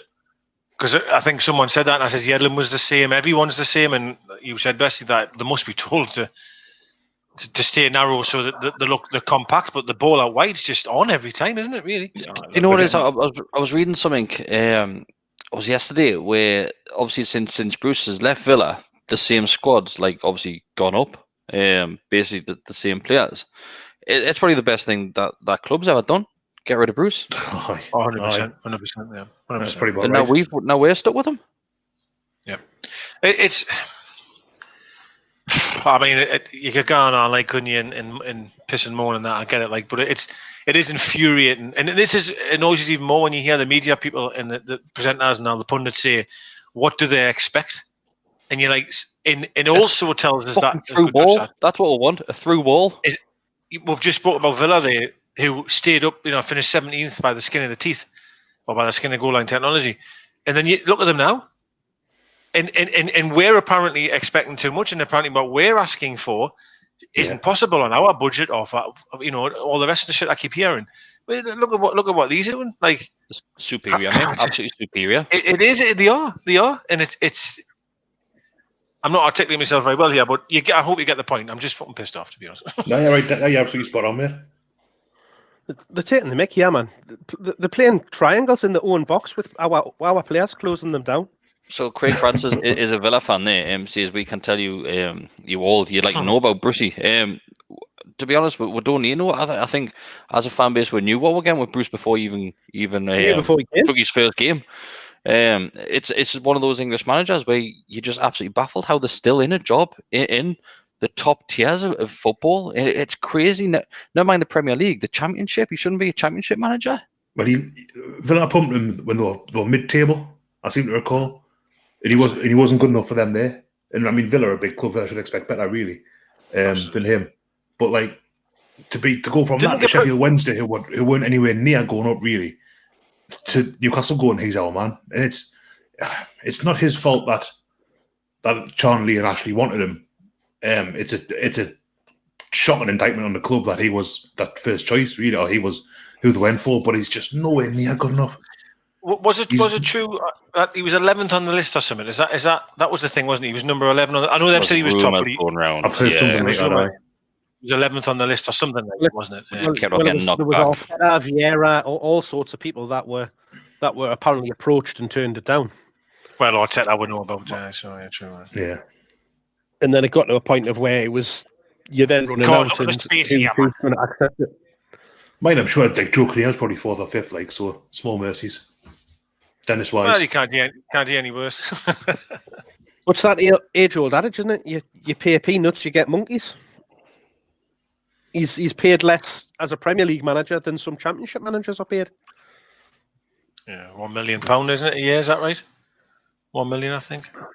That's what's about $1.5 million. I think that's what was Rafa on? What was Rafa on again? 6, wasn't he? Was it 6 million? Six, and then he wanted 9, didn't he? But the club were going to pretty much give him that, really.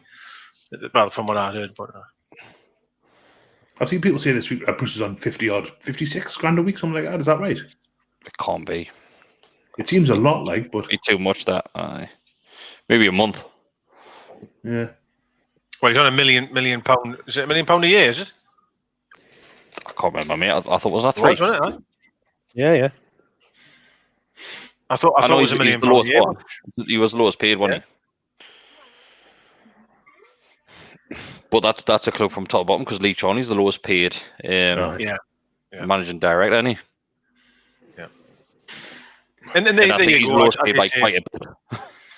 And there you go. Proof's in the pudding, right? As you know, as Mark's just said there, the peanut analogy.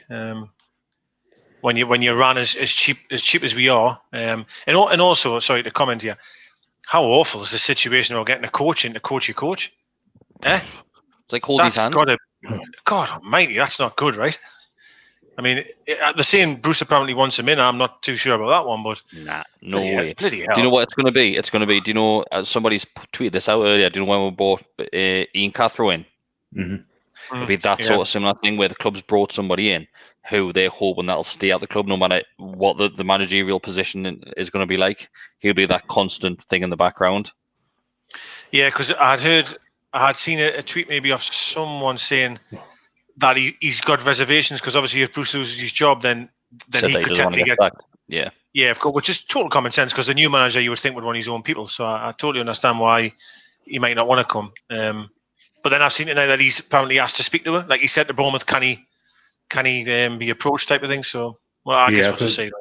I've seen that as well. The thing with Ian Cathro was he left. Did he leave before McLaren? He wasn't here long, was he? Did he come from Hearts and then he went to Spain? He went to Hearts. The other way around. He came from Spain. He was Hearts manager for a bit. And that's right. Absolutely the tank. Yeah.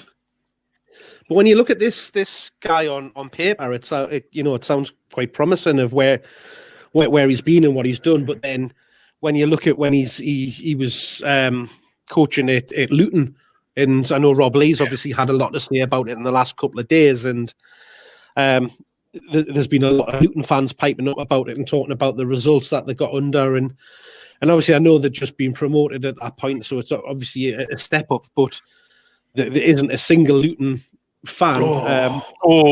Slightly late. It's not that bad. It was just bloody late.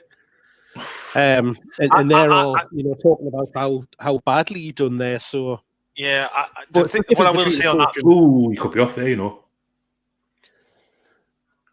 He tries to pull out, doesn't he? By the looks of it. Yeah, It's not good. it's high that. Well, He pulls he's back, lucky to doesn't be honest. Who was it that got sent off the other day? Was it a West Brom player? I think someone went flying. He did go flying in, like, and I'm sure Chris retweeted going, "What about Shea? Sorry, what about Billy Sharp. Billy Sharp?" Yeah, Billy Sharps. I can't remember who it was, mate. It was. But it was similar to that. It was quite. Yeah. I thought it was quite similar. Like he flew in. I'm not saying Carroll tried to hurt him or anything. Oh, Oh, getting in each other's way, man. It's Hendrick here. Bloody hell! It's like the E2 turning around him, isn't he? Lack of communication there between Carroll and Wilson, though. I think Just Carroll's getting touched in a bit each other's heavy. way. It was poor from Carroll, I thought. But then Shelley Wilson should be then shouting, "I've got it," rather than Carroll trying to come and get it again a second time and taking it off him. Yeah, maybe. I was going to say something then. I forgot now. Fuck. I don't remember. Let's shake that. Wait, Hendrick, lad. Fuck me. How bad's he, man? He's the worst, man. Absolute pits. He really is. I said that from the first Hell, time I've ever what seen. was that, man? Absolute torturous watching him play football. Like, That was Hayden, that. That was just losing it there, aye. Yeah, it was Hayden, yeah.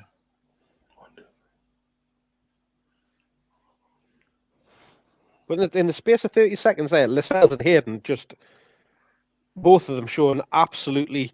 Oh, God. He's only got one ball again, though. Like, he's found him, but he's only got one ball. so we've got somebody watching. Antia is watching, and he's waiting for a cash booking for 500 quid. Oh, For who? Yeah. Beppolo, There's a isn't few it? things that's happened there, yeah. Grealish again, just... that's the Oh, other that is ridiculous, that Lascelles, man. What an idiot! stupid challenge to make that. I think that, yeah. Has I he got think it was- away with one just before? When he got it's a bit caught of out of position? There's no need to make that challenge. He's running towards the sideline. He's nowhere near it. It's a swipe on the leg as well. You see the swipe with the second leg. I think a lot of people probably want to get Grealish, like, and I think there was a bit of that in there. Lascelles, Shea went over and well and got him up, and I think Shea's just. Do you know there's a why, bit though, of- mate?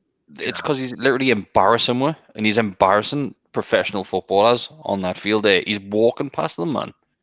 You can imagine Grealish being the type to tell you as well, like, Aye. you'll be in He your was, overall yeah. game.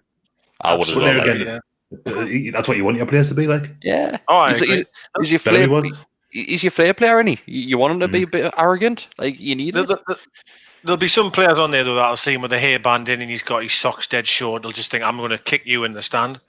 Like they will think that, you know. I'm not saying it's right. I'm just saying that's what they'll think. Right, so I'd let's love have to a little bet. Who's getting sent off? Because I can't see this ending with 11 of our players on the field. How many bookings we got now? 3, 4?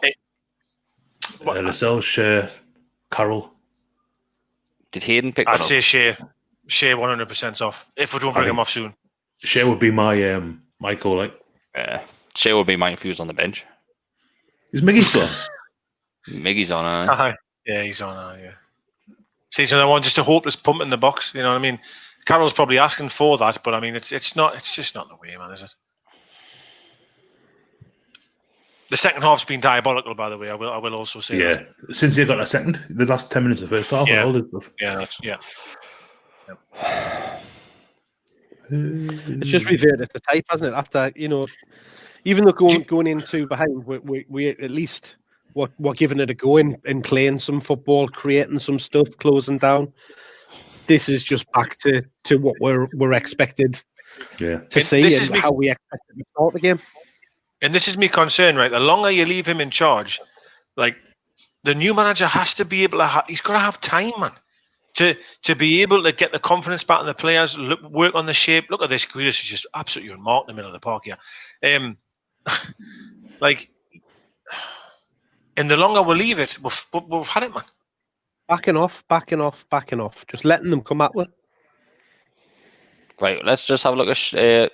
Well, he's gone there, but let's see a player. When a player gets on Grealish, let's see if he just follows him when he hasn't got the ball. It won't, because he floats around. He's Just coming a lot all more over the centrally place, in the last isn't he? 5 minutes. Like, 35%, that's quite good for us. It is actually. It is for us. Yeah. What do you reckon his excuses are going to be on this one? Oh God, I don't know. I think he'll probably kick off saying that it should have been offside for the Fabian Scheer one. He's definitely going to say that. And he's probably going to say the next one is a foul on Dubravka, on Darlow. He's always got an excuse. He's always got an excuse, though. The bad ones do go. When Pardew was the same, obviously, when it was bad runs, his excuses were legendary, weren't they? Oh, like nothing even to do with what was happening on the pitch. Not Hill Carnival. The wind, size, wasn't it? not Hill Carnival, aye. Did you not the length of the grass on the pitch once? Probably.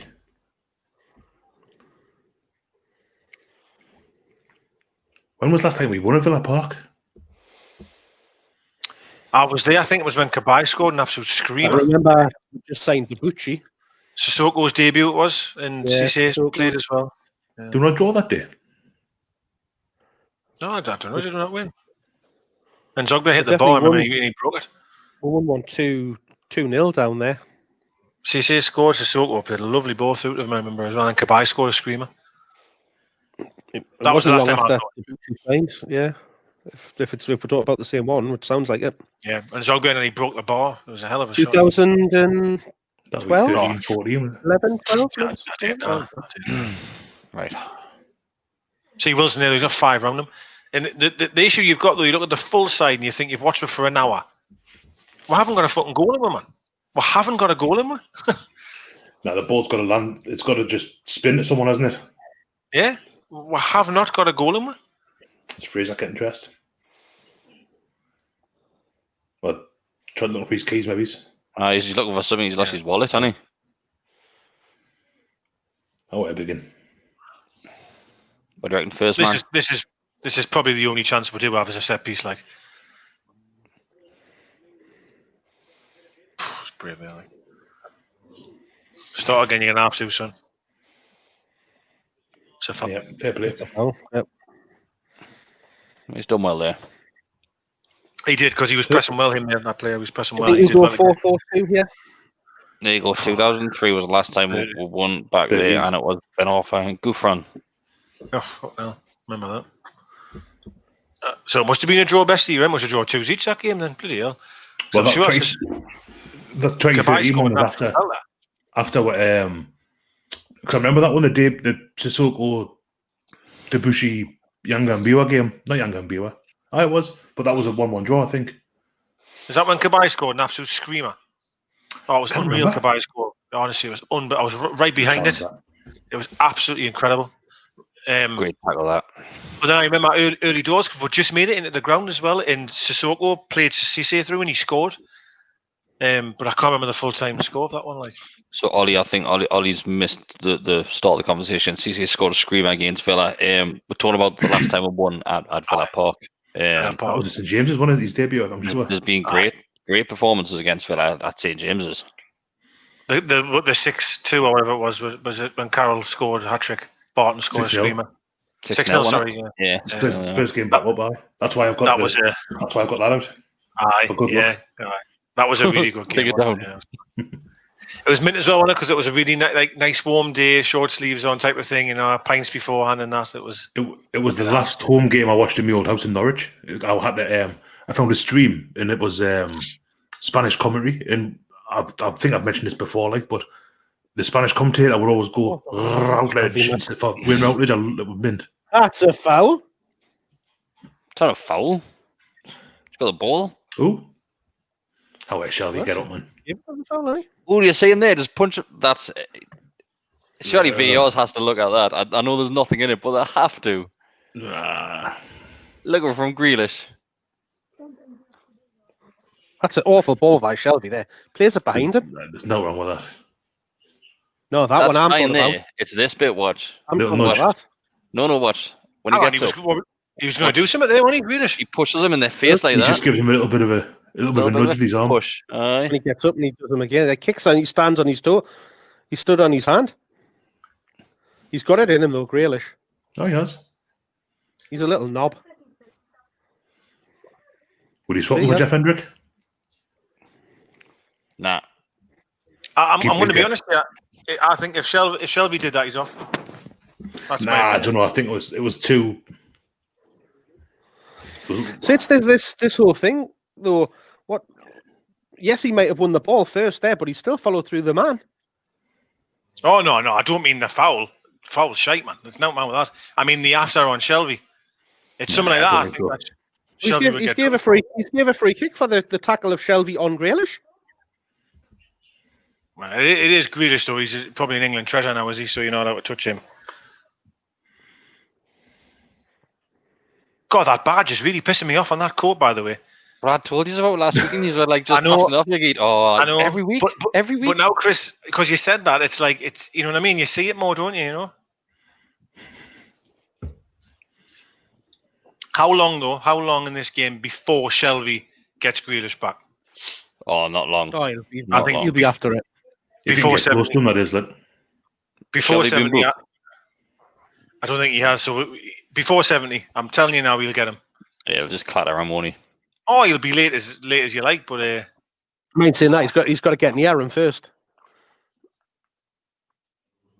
God, Hendrick honestly has he won anything tonight? Like any 50-50 or this run, man. Nobody's gone with him. Grealish ran from inside of his own half into our box, and not a single player went anywhere near him there. Just to ask Callum Lewis's question, absolutely not.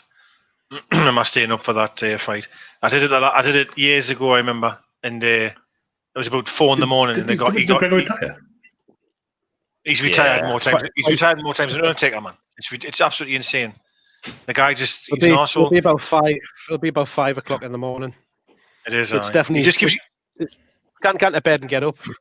He just keeps retiring, so he gets more publicity, and then comes out of retirement and gets some more. It's absolutely ridiculous. Let's be comeback person. Exactly, mate. Exactly. I don't fancy him tonight. Like I think he'll get beat. I think he's too interested in his whiskey businesses and clothing lines and all of that kind of thing, rather than fighting these days. And he's too busy wanting to fucking rape lasses or punch owl men in a pub. That's what he wants to do. Allegedly, whatever you want. Thanks for doing it tonight. I'm not allowed to say that. You've said it now on a live record. Sorry. But he did punch a man, and he has thingied someone else. Didn't he get paid to punch blokes? No, he punched an old man in the pub, right? You seen that, didn't you? I don't follow it. I don't follow USA at all, mate. I'm not into fighting. Let's move on. Well, I'm just saying in the pub he punched a man and it was on camera. Allegedly. It's not allegedly, it's proven. 3. Oh. Yeah, that watch looked nice though, didn't it? Nah, it was bloody awful. It was lifting. Did you like it? No, it was lifting. I was taking a piss. It was absolutely horrendous. It was horrible. It was awful. It was, yeah. I would have that smashed in no £1 time, million or something. Oh, it was you that put it on off the door frame or something, you said, didn't you? Off a door frame or like off the fridge or something. 100%. Yeah. Ewan's just came up with that fact: 14 hours without a goal from open play. That's how long it is. 14 hours. What was the last goal like? Was it a penalty or something? Was it? Oh. Penalty on it. Wilson scored a penalty. It's offside. I can't remember, to be honest with you. Like. No, I can't either. We scored a couple against Leeds, didn't we? I know we got hammered, but we scored a couple, didn't we? I think one of them was a set piece, though, wasn't it? St. Andrews, all right. Which one's getting injured first? Go and have a go. Go and have a go, Alan. Saint injured. Fraser sent off. Again. Manquillo injured. Not the best. He had a ball to the head there. They never hit the head or something, didn't he? He's seeing stars like any. Leather gloves. This is his Olivia Bernard moment. Next season he'll have to go off for that, won't he? Thanks, Paul. I'll sign up, become a member. Cheers, mate. Would you have to go for the ball hitting the head, Matt, would you? I think it's if you get treatment, isn't it? If you get treatment to a head injury because of this new concussion rule, then you would have to go off. Like, taken off the pitch completely, as in substitute? Yeah. So what happens if you What happens if you've used all your subs? Tough To luck. allow like an extra one? Yeah, tough luck. It should be a concussion sub, like. Yeah, it should be. Yeah. They're bringing it in, aren't they? That's coming in, isn't it? I think. Well, Yeah, Yeah, that's concussion what, sub. that's what we're talking about. Yeah. That if Yeah, you so it's if you're coming in. concussed, you have to go off. You have to be substituted. Yeah. So if someone's having an absolute shocker, you just say he's concussed, just to get him off. I just run in the post or something. Is anybody in the box? Anybody in the box?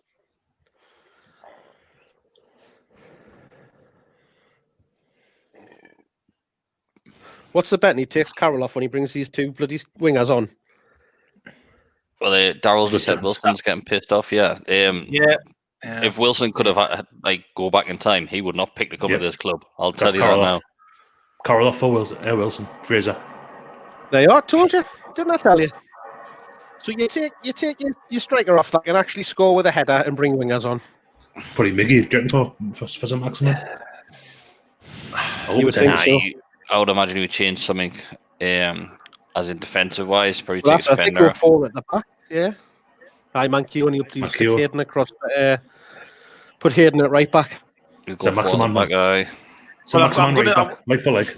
What I will say is, for the last 20 minutes, we're going to see the front four that we've always wanted to see. We're going to see Fraser Almiron and Wilson and Saint, and obviously, of course, in a terrible Look at setup, Matty. probably. And Straight in Leon, Matty's but- pocket, that isn't it? No, That it's jewelry. Jerry Baylor.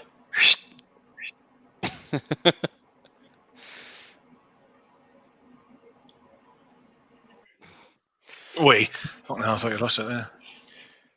Pass it.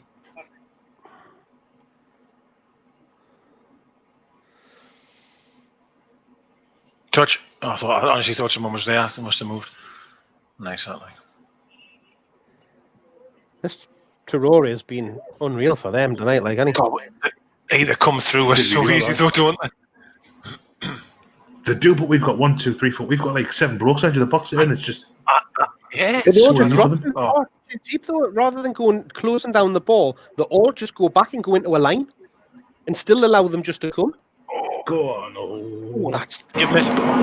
Go on. You're there, mate. Again, though, he's only got one. Well, two. Oh, Oh, it's a good ball. oh, That Fraser, lad.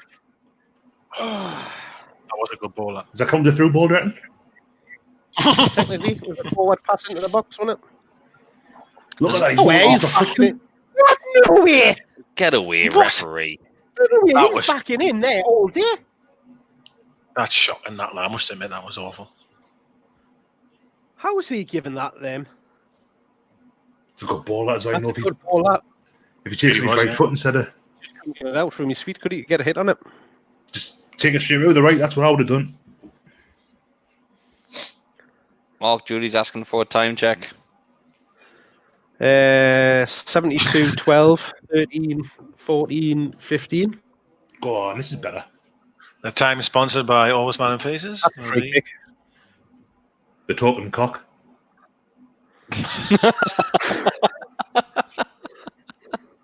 That's fantastic. Obviously, because of the size of my middle leg. Gosh, Not for any other Jesus. reason. So it looks like we've got I'm guessing it's a Villa Look at this, fan in man. here. 2 over on the Um, left, man. the Villa fan Look at that, in man. the comments. Come on. Oh, And he's just keep saying Newcastle are shit. We know. we know, mate. We don't need you to tell us. We're not Yeah, bothered he's got about C- you he's calling got with that. We know. CFC after his We name. know. He's a Chelsea Get man, me, isn't he? where it hurts, mate. Nah, What, is he he's just not saying that all the time? He's just replying to people. Yeah. He's getting booed out in a second. Go Nah, he on, must go have on. just must be a schoolboy or something. Go and get us another can, please. And I'll get me one. I'm desperate for one. That's don't all he's understand useful for. I don't want to miss any of this unreal game, you know. So I don't. Oh, it's really white want- hot, mate. I know exactly. What's the point of having Oh my kids God. and not being able to send them off here?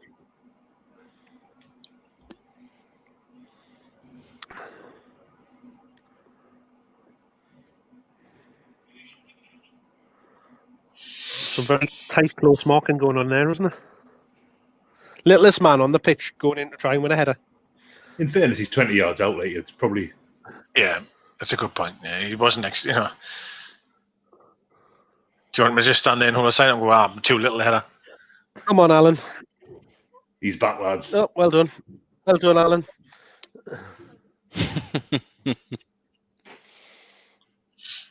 Turn, Mickey. So he's saying now, you see, he was absolutely free over there. Nah, shite. That's terrible. He's got three. There's three centre. But there's three centre halves. Mark Wilson there, and he tries to pass the ball to him. No, that's just not the option. Like, should have went Hayden outside of him. Look at Wilson now. If you just look at where Wilson is, look. It's unreal, man. That's the problem now. He's taking Carroll off and left. He's just leaving him up there by yourself.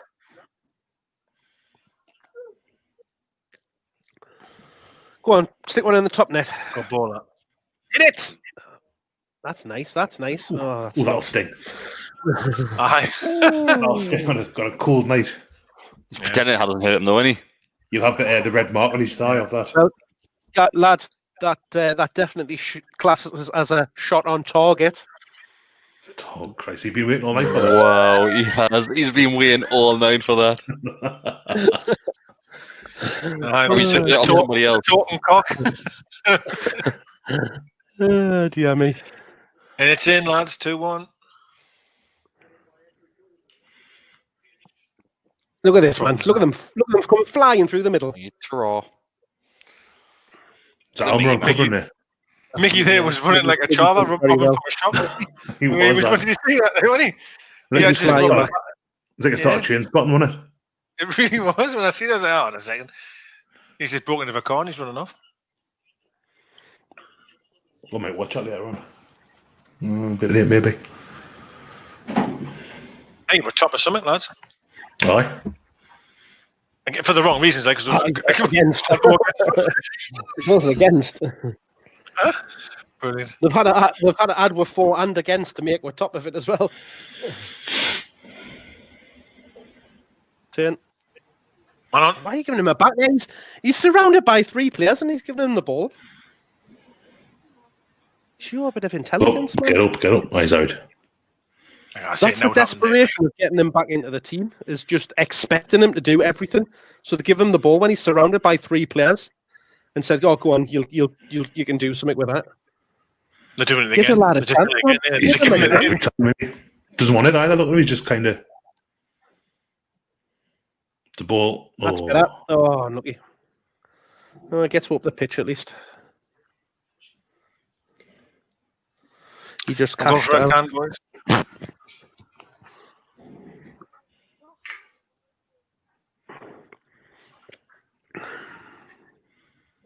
Oh, that's short. That's dear me. It's a bit a bit tighter than that. Outside of him. That's what we need to do. Look at that, man. One person in the box. It's a foul. Referee, I thought he fouled. This is why it makes absolutely no sense whatsoever to bring these 2 on, 2 wingers on when you take Carroll off. Nah. Oh, Christ. Oh, Lascelles, what are you doing there? Oh, that's a foul as well. I thought it was. Benzari, Chris. Hi. I thought you might walk in. It'd be like a WrestleMania main event or something in there, just kicking off. Just choke slam him on the set when he goes in.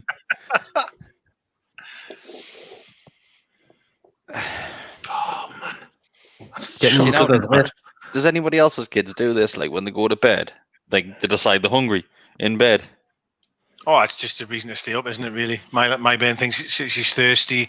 I mean, Jordan's too little, so he doesn't run out, but like... hey, last 10 minutes, lads. 70%. Bloody hell. Oh, mint. For Europe, here we come here, lads. That badge, man. Get it sorted. Still.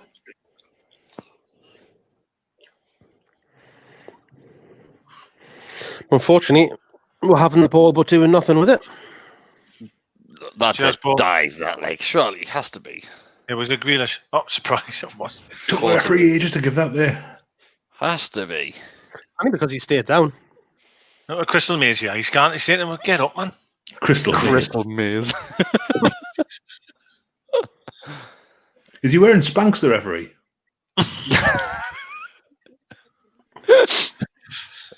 We've got to this point where we're just like ripping anything over. Yeah, I know. We should stop. It's not nice.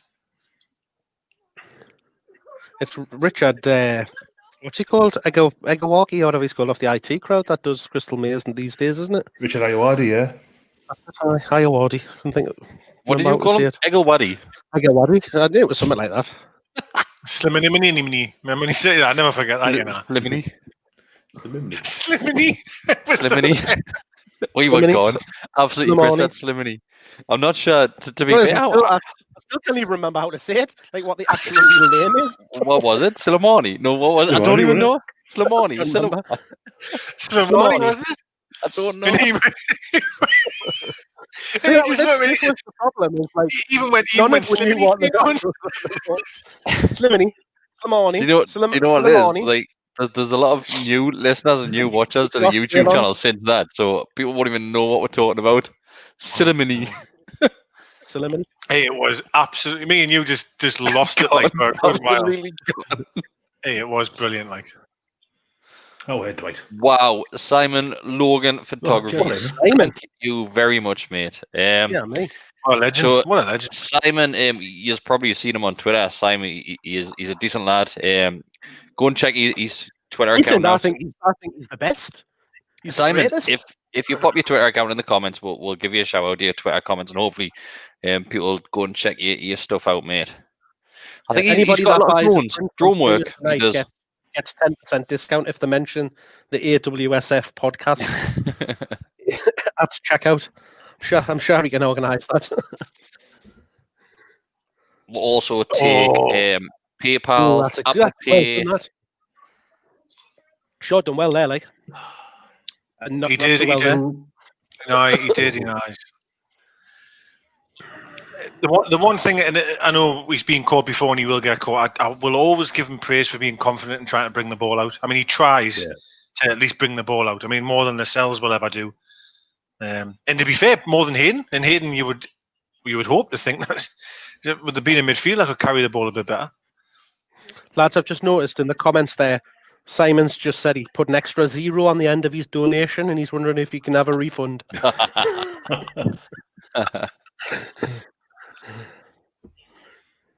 No, thank you, Simon. It's appreciated. Yeah, it really is. That means Chris can buy some Pepsi Max next week instead of that awful Coke that he's drinking. Gone. Bye. See you later, Mark. He actually said bye as well. He knew exactly what I was going to do.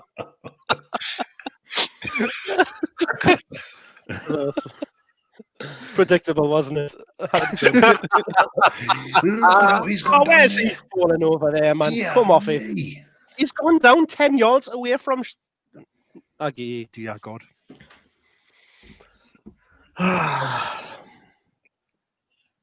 It does annoy me, the sort of the diving situation. My head diving, or I'm certainly going down easily. It really does piss us off. Has everybody seen that toilet roll prank that they do on YouTube and stuff and TikTok at the minute? I think Aaron's been doing it. What on earth is that? What the hell is that? Toilet roll. Something. All right. Kinder bar things. Shit. All right. Bueno. Boys, could be off balance, like. Simon set a trend up, yeah, like Simon says, that's what we'll call it. Simon says. Jason Hobby, thanks very much, mate. So who's been our best player so far today? Slim Pickens, like Slimini. I honestly. And do you know what it is? It's really, really hard to say because I think they've all been, well, especially the second half. Jesus. It's been terrible. I think Hendrick. Oh, dear me. Not him, right? I'll take Hendrick off. Even if there's no subs left, just take him off. Give me a head injury. That's it. Rather play with 10 players. Do you know what it is? Straight away, I wanted to say Miggy because the first half, he looked lively in the first half, but even he's gone off the boil second. I honestly couldn't pick one player. I couldn't. I don't know if I could. Sure. Do you know what it is? I'm thinking Shane. The only reason why I'm saying probably not is the first goal, but I actually think apart from that, he's been very good. Well, very good, strong, but good. He's been all right. Okay, all right, yeah. Shelby's been far more energetic than I've ever seen. Going forward, at least, anyway. Not so much going backwards. Was that Doris? Yeah, I'm like a poor Bond villain here with a small puppy rather than a cat. But Doris is getting in on the action. Where you going? You know, it's Hendrick. I'm not sure if I'm as bad as him. Like, oh, Shelby, man. It's shite, I like it. It's terrible. About 10 yards, too short. I'll play a good ball, you know. Shea is decent. Shea is decent. He's a good footballer. He's a bit rash. I think Neil Jaw found out that I'm sure it might be his dad that was Welsh or something like that. Neil, I can't remember what it was, but he did send us a message. What did you've got some Welsh heritage? He's once had some cheese on toast and said it was Welsh. Issues, lads. Issues now. Real issues. Oh, he should have went the other way. We just say that was. Yeah, he should have. Oh, get up! What is he doing there, man? That referee. Oh, all the best, Saints. All the best. He's got anywhere here. Spread it. Spread it. He's about 100 to beat. That's what I mean. Man on. Oh, midfield. Where are you? Do you know when I took my headset off? Did you just say like I've came back to the comments? Did you say Shelby's been my best player? No, he said he's been more energetic than he's ever seen him. Oh, right, okay, because you're getting some pelters in the comments. I'm just looking at the comments. Oh yeah, if I'm praising Shelby does something wrong. I know. So Maximin doesn't look right to me. Like he looks a bit slow and a bit rusty. Well, he's bound to be, isn't he? He hasn't played for about 10 years. He's got COVID. Shane Saunders, thank you very much, mate. 20 euros this time. Yeah. Thanks. I'm not sure what we'll get when Brexit terms either, mate. But thanks very much. It'll probably cover the postage. We'll probably owe you money. I went to buy something online today from China, and they were going to charge us VAT. eBay got that no. eBay, so yeah. Added COVID, you know. Whoop! There's your box, son. All right. AliExpress now adding 20% VAT on. Oh, I haven't ordered any pizza. I haven't ordered. Just thinking about ordering it. I was going to mention it. I'd heard you say you'd done it. Like I totally forgot. Honestly, just this game's been, as you say, white hot, bestie, and I've just forgot all about it. Oh, white hot. I love that saying. I don't say it enough, actually. White hot. Bestie's the best, and he comes up with some great stuff. Bestie's the best. Worsty. I'll take it. Oh. I've had a text off there. Well, what she doesn't follow are coming off. I've just had a text there saying apparently Shane has an enlarged heart after having COVID. That's apparently one of the. You said what? I wasn't sure what you were going to say. I was waiting for it as well. No. We've managed to stay on air from one thing I said earlier on, so I don't want to be careful. So, Jack, is this who you were speaking to earlier on Twitter, Mark? It could well have been. So he's just spent £300 on Pokemon cards VAT. Adam has said, what cards? Pokemon cards are going for an absolute fortune. Huh? Oh, mate, like the original one. Like, I had the full set, like, and then Susie Wallace must have binned them, like. Hang on, well, excuse me? Has he sold them for £300 or bought them for £300? Bought them. They go for thousands, mate, now. It's an investment, isn't it? Aye. I'm going to rinse him when he comes back. Digger, do you want to tell everybody how much you paid for Tiger Woods' second half golf bag? Before you start passing judgment on people. Hey, I'm sorry, a used Tiger Woods golf bag is better than a Pokemon card. I bet you the Pokemon card's probably worth more. Well, maybe it is, but I'll take Tiger Woods' bag, like, to be fair. I think it's similar to football shirts, mate. Like, obviously, they're like the old shirt. And if you had Tiger's condoms in the inside pocket, it did. Used? Oh, aye. I've been now. No, I'm just taking the piss. I'm well aware. I know. Like, okay, baseball cards, man. You know, when you think of baseball cards, before, obviously, you don't have to tell anybody, but Cooper is obviously just explaining it. You're not going to tell them if Lisa's in the room with you. What? Say, oh, no, because she doesn't know how much it costs now. She doesn't. I tell you, honest to God, about import charges, I paid a fortune for the bag. I'm not going to lie, I did, right? And then I got a letter saying you need to pay X to get it to your front door. And I was like, whoa, I just wasn't expecting. But obviously, when you've paid as much as you have, you've just got to pay, you know. And Cooper's right. I wouldn't tell you so. Like, And I hope she doesn't watch this. oh, That's foul. That's a foul. Yeah. oh, she definitely doesn't watch this. Kicking She hasn't. ball She's got away. has enough anyway. It just popped up there. But Rangers. Sorry to mention this. Do you see the stat about Gerrard today, or Rangers in general? I think it was something. They're 23 points ahead, but it was something like they've scored 60 goals and conceded 6 or something. Yeah, or 7 goals. It's like next to nothing. It's unbelievable, isn't it? Like I know it's a crap league, but Jesus, at any level. Sorry, listen to bought Tottenham pack before lockdown. Wow, unbelievable, unreal. And these cards, then Jack, are like. I love how you started shouting as if you did a different, like across the bar. It's because he's gone into Jack. dark mode. Hey, Jack. He's gone into dark mode because he doesn't understand it. No, but the cards, do you play? It's horrendous again. I'd rather talk about Pokemon than watch this. This is what we're getting to here for me. These cards, though, can you play games with them? Is it like a bit like a Top Trumps, like where like a gold card with certain powers, or is it literally just you collect them like you would collect football stickers back in the day? That's my question, John. I think the original Pokemon cards, there were there where you could play them because you get like energy cards and trainer cards and stuff like that. But I think now they're just collector's items, mate. They'll sit in a sleeve. They'll sit in a plastic sleeve, and you'll sell them in years' time for like thousands. It basically worked the same way as the obviously the cartoons and stuff like that, and how Pokemon would work. You would basically pull out your Pokemon and battle another trainer, but you would use the stats on the cards to see who would win the battle. Yeah. I wasn't expecting you to be standing with the cards like punching each other with the card. I knew you'd be the stats bringing them. Can you imagine? Just come away with those like paper cuts. What was that game where you used to get the bloody knuckles again at school? Knuckles? Wrapped on it. I thought it was Knuckles in my school. Get up. Oh, you bastard. Hit it. Hendrick. You see Hendrick's effort there, by the way? You see that there? Hey, honestly, it's unbelievable. When did Dwight Gale come on the pitch? To be fair, what Lascelles is struggling a bit there. A couple of minutes he has been now. A bit of a batter, like. Tattoo was short on his arm. Did you used to play Pogs at school? Aye, Pog. of course did I. Absolutely love. Did you used to get them for you like Quavers or something like that?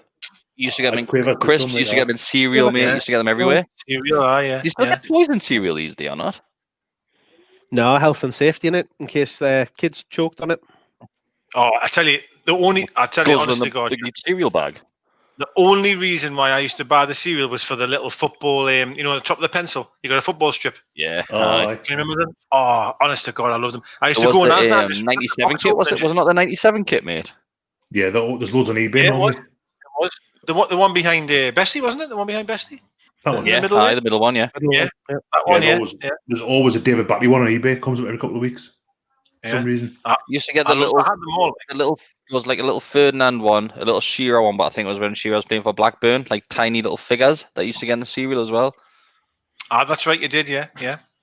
And something else I used to love was, quite expensive as well, to be fair, back in the day. The big head players, you've all seen them, I've all got them. But like, the podcast table. Yeah, I know. I'm just saying. But when I first saw a clip, it was about Euro 96, and I used to go and I was always wanting Gaza, and my dad used to go down to the shop. My dad would buy his one. I was fucking Darren Anton. It was always Darren Anton. Because he used to come in the packet window to start with the one in like the proper. That's right. So you didn't know who you were getting. You know what I mean? And I think they were like £2 or £3 a shot. And back in the day, I used to. Do you know it was a piss take though? Because obviously they used to do the little single ones, but then in Woolworths, remember Woolies downstairs at Woolworths, they used to sell the big boxes. You could only get like the full set of Man U players or Liverpool players or Chelsea players. I want Newcastle one. I saw a full set of the England players, the original ones on eBay, like 16 of them, I think, or 24 of them for like 20 quid that week. Yeah, I wish I bought it. Aiden again. Oh, that's a penalty. It's a great save, isn't it? It's a really good save. Would that be an own goal? Save. What a save that is, man. Shelby not slide into here and catch him from behind. I think it could be a He penalty. might, Right? he I might thought it have looks like a penalty to me. It's a fantastic save. That. great Save that. Be interesting Thanks, to see Gary. this game. Thanks for tuning in. One of the That's decent lads, Villa that's fans that's been in tonight. Not a penalty. Thank you. Cheers, Gary. All the best, mate. I thought the better team. No, I no doubt about that. I will say one thing. I can't remember Dolo do much in the second half, which I guess is maybe some kind of positive. But he hasn't been that busy. I mean, it was a great save that was, to be fair. At the end. It ties up with the possession that we have, didn't it? 70%, it said. We did have getting one sacked. more. Is he getting sacked? Nah. Not a chance. Oh, no, not Not a He chance. has to. This was going down as a must-win, wasn't it? Well, a couple of lads have just mentioned before, sorry, about half time was about we've got Palace and Leeds next. Was that right? Leeds Something are coming like out on that, Tuesday. Leeds, Everton, and Palace. So the end has to be near. Look at the players here. Look, Lascelles Look is at really Fabian. struggling. Look, they're absolutely look Lascelles looks at mad. that. Just look at the They way the look players are like stood like, there. don't they? They've gone. They've absolutely heads down. They've gone. That looks like they've been relegated there. Oh, it does. They've gone. to be They've fair, absolutely It's gone. Villa Park, like, so quite often we that do is get relegated there. because- Like. They've put so much effort in tonight, and actually, for once, I cannot really fault the effort that they've shown and commitment that they've actually tried to do something. Yes, there's been a lot of stupid mistakes and errors, and Villa have picked us apart at times, but we never. I mean, maybe it's the beginning of the second half we weren't great, but it's definitely been much improved from what we didn't have many chances, did we? There's no clear-cut chances in that game. There's no clear-cut chances. Not even close. That's worrying. No. 16th bottom. I better plug this in. 16th bottom. I've never heard that in my life. I mean, 16th bottom. Does that mean we're fourth? 16th bottom. We're dropping like an absolute brick. Dear God. It's How Aaron Rodgers. Oh shit! It's a worry. my stream stopped. I wish I'd have done that like an hour ago. Oh, it's got adverts now. It's for the Green Bay versus Tampa Bay game tomorrow. Like, so I'm still looking at the table. I'm still looking at the league table. 16th bottom. Oh, hey, bestie, there's some. Oh, just unreal, isn't it? Yeah. Rodgers against Brady could be the last time we see that. You know what I mean? it probably is, mate. I mean, you can't imagine Green Bay and Tampa Bay playing each other top next few years. Back, like, on, so back off to the American football podcast again. Second game. We'll go until 10 o'clock, lads. Then we'll. All right. Well, unless you want to stay longer. Why, aye? All right. Okay, sorry. Decker's got his bait man. to get yet. I'll put my bed to bed then. She's gone for the night, so she's watching a film or something later. So I'm down here. I've got 6 more cans to get through. I've got a pizza on its way. Well, we'll go. I mean, did you order a garlic bread special? It's happening now. I'm going to get a garlic bread special this second.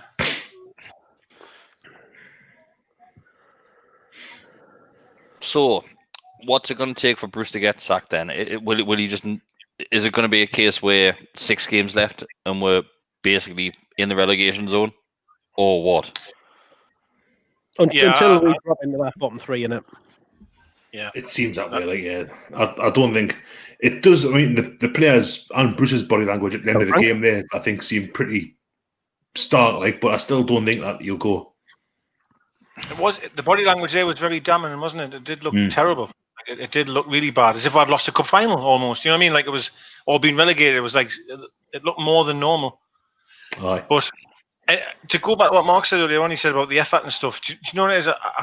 To a degree, I'll give you that. I did think they tried, but yet again, we just never looked like scoring a goal. We never looked like scoring. And with the people, with the players we've got, I mean, Hendrick not included, but I mean, Wilson and Almiron and Fraser, for example, I know we came on later on, but we should definitely be creating more than we are, surely. But if you're going to bring them 2 on, you've got to then give them something to aim at. But we brought the 2 wingers on and we took Carroll off. Okay. I know, but who would you draw off though? Like realistically, like you can't just keep Carroll on and Wilson and then bring on, say, and Fraser, Almiron. Yeah, 5 or 6 up front. Like, someone has to come off, right? I mean, I appreciate there'll be a lot of people saying Hendrick should have come off. Of course he should have come off. But he you went can't to necessarily... He went to 4-5-1. Why not just go to 4-4-2? If you're going to bring on the wingers, you've got to give them something to aim at. You cannot just have Wilson standing there in his box by themselves.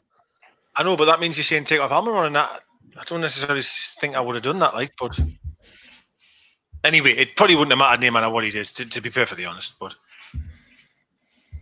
yeah. So basically, summed it up there. Hendrick is shite. Yeah, totally agree.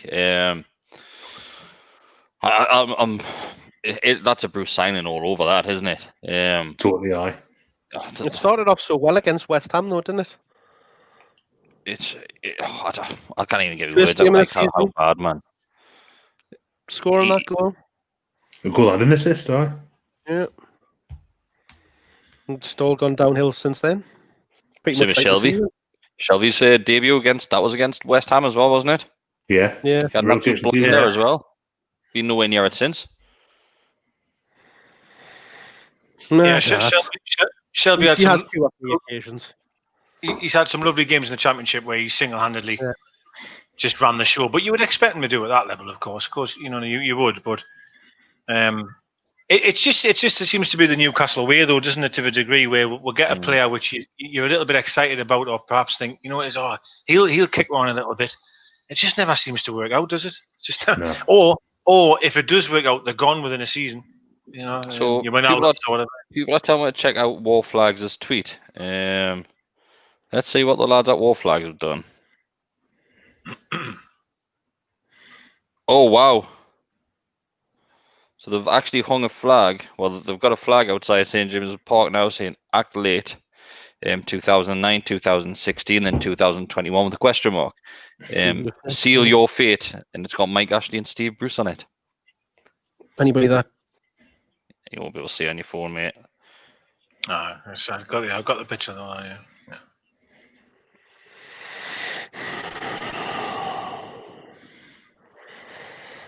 Got to imagine it won the night.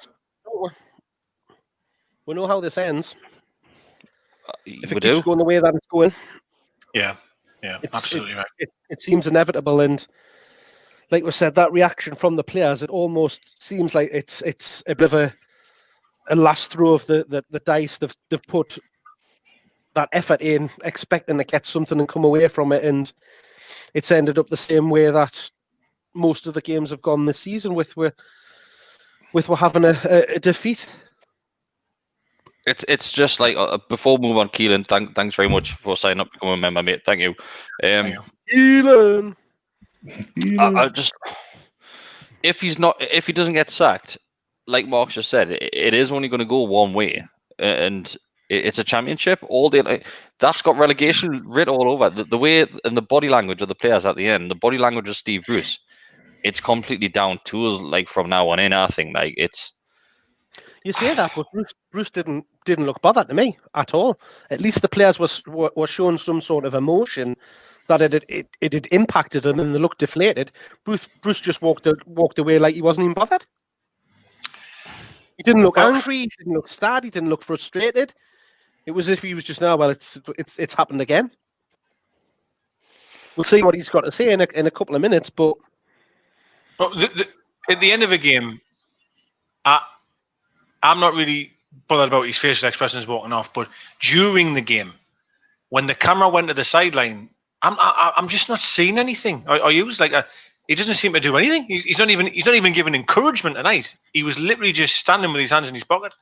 I've said that since he came in. All he does is just stand on the touchline. He never gives them any coaching. He never gives them any direction. He never tries to organise them or do anything. He just stands there. The bloke has not got a clue what he's doing. That's the thing. It's just impact the game.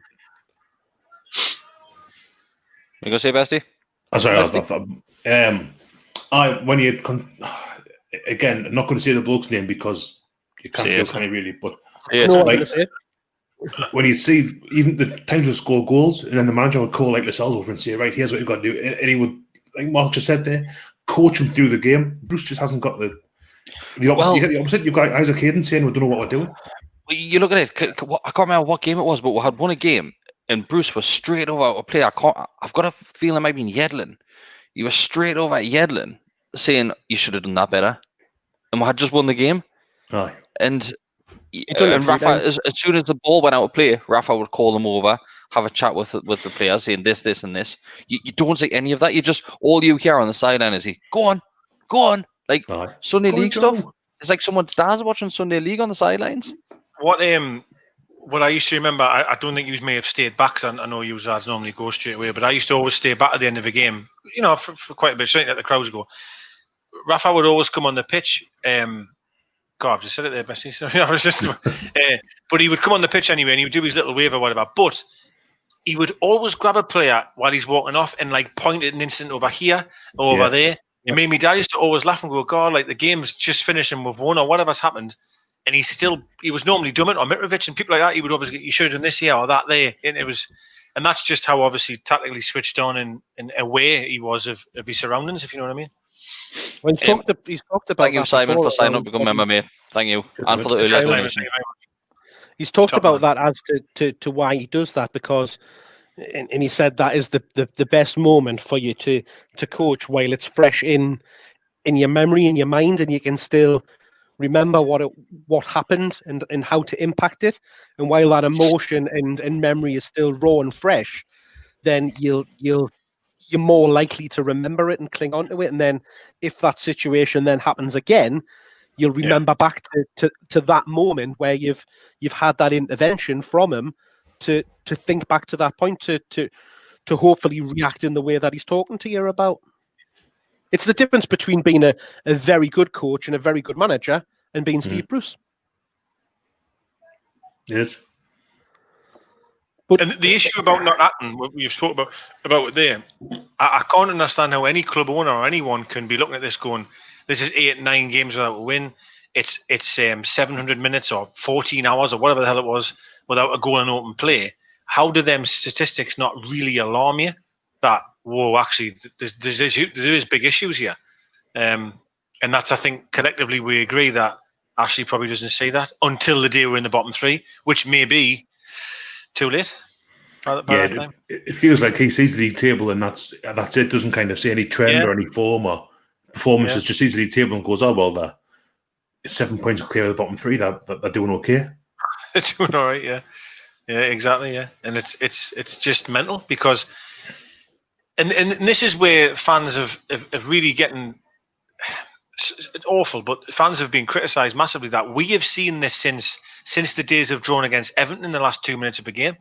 Yeah, you know, we have said that back then, and for some reason people are like, "Well, you drew 2-2, great fighting spirit, great character," but we are absolutely fucking dog shit. That's the problem, and now we all said, didn't we? Look, you know, when luck runs out, the results will tell, and here we go. This is what we are now getting. 1 point in the last 10 games.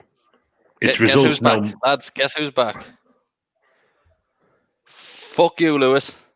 Lucas. Lucas. Fuck you, Lucas. Guess where he's going? Bye, Lucas. See you later. On the block list. Was he an Arsenal fan? Sunderland, I think, mate. Oh, was he? All right. I think so. That's even fucking worse, to be honest. Imagine that. Imagine being in League One and trying to tell us. I might be lying, he might not be. But he's not Spurs fan. I can't remember. No, we were playing Arsenal, weren't we, that one, and Lucas was giving it the big one, I'm sure. He can do what he wants. He's probably a virgin. So it actually tells us the real name. Okay. When I block somebody, it tells us the real actual YouTube name rather than this one. So it was Ryan Patterson, who was Lucas. Didn't he used to play for us? Ryan Patterson? Isn't Ryan Patterson actually a Newcastle fan off YouTube? Off YouTube? Well, there's probably a lot of Ryan Pattersons, mate, in the world. Probably lots of them, yeah. Right, sorry. I've been ordering my garlic bread special and I've been trying to get it sorted, so I apologise. I've been looking down a lot. Right, it's not on its way, but I find it hot and tasty, Chris. Every other takeaway on Just Eat shut. They're like, oh, delivery tomorrow, see you Sunday. I'm like, all right. Did not try going direct? Are you sure you haven't just got the wrong person? Because Ryan Patterson is normally always comments and tweets when joins in and stuff. You sure you've clicked on the right place? Oh no, I might have just deleted the wrong one. Yeah, Adam. Sorry, Ryan. Oh, sorry, Ryan. So I thought, Well, you can't see it. You can't see it. You can't see the apology. How to unblock him? Poor Ryan. I thought when you said Ryan Patterson, I was like, hey, hold on. It did ring a bell, like. Sorry, Ryan. When you block someone, it comes up with the real name. Free Ryan Patterson. I'm going to get a t-shirt printed, free Ryan. Do you know what it is? It's because the comments, like as soon as you click on one, if another comment comes in, it like just jumps to the next one. So I just block them. Sorry, mate. Dear me. Yeah, Adrian, Lucas will have been sitting laughing his cock off at that bit, thinking, you haven't blocked me, you daft get. Adam will get him back in. Don't worry, Adam will get him back in. Amazing. There must be a block list somewhere. You'd be calmer worse than shite now. That's it. He's unfollowed and started watching Wraith instead now. Trigger happy there. I haven't even had a drink. What about Lee Clark? What do you think? I was waiting for him to spit. Yes, he had. I was waiting for him to spit his drink. Right, let's answer that question by Adrian. What was Hendrick brought in to do? God knows. God knows. Yeah. Fill a squad number? We actually don't know. Well, would you honestly say, is Xavier worse than him or on par with him? Is Xavier that bad? From what I'd seen of him in the couple of games that he played, he looked half decent. He can't be any worse. West Ham game away. He was brilliant. I mean, he mustn't. There's something wrong with him because no manager has fancied him, right? He mustn't put it in the training ground. I don't know what it is, but in terms of what I've seen of Xavier, which is very, very little, he's certainly not any worse than what Hendricks offered. Could better get back in the comments and let we know about Xavier. On the same breath, though, I'm not saying Xavier's the answer either. I'm just answering the question that obviously, he's so poor. Hendrick, is he really? Is Hendrick any better than Jack Colback? I was going to say, what about Colback? Bentaleb? Because obviously he came in and replaced Bentaleb in the squad. Adam sorted it. Ryan should be back. Sorry, Ryan. Well, I'll take full responsibility. Ryan, Get back, mate. Chris. I defended you straight away. You'll be able to watch back on the stream. So is Lucas still here then? All the rest of them wanted you gone.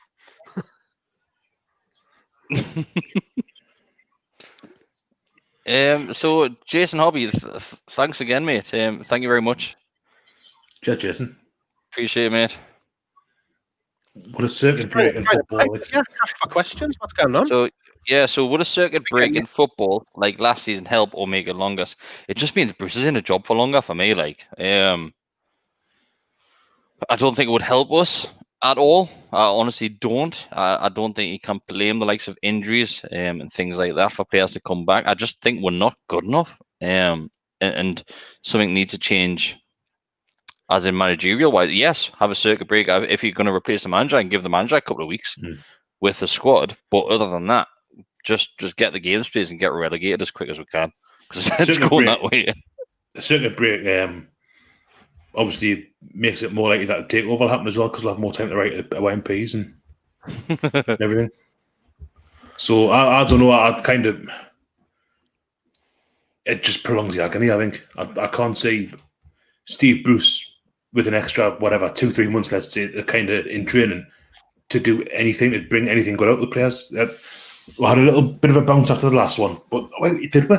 We pumped Sheffield United when they've been rotten since. I think they've only won once since then, haven't they? We beat Bournemouth 4-0, and now we've got half their team when their coaching staff comes, so that's good.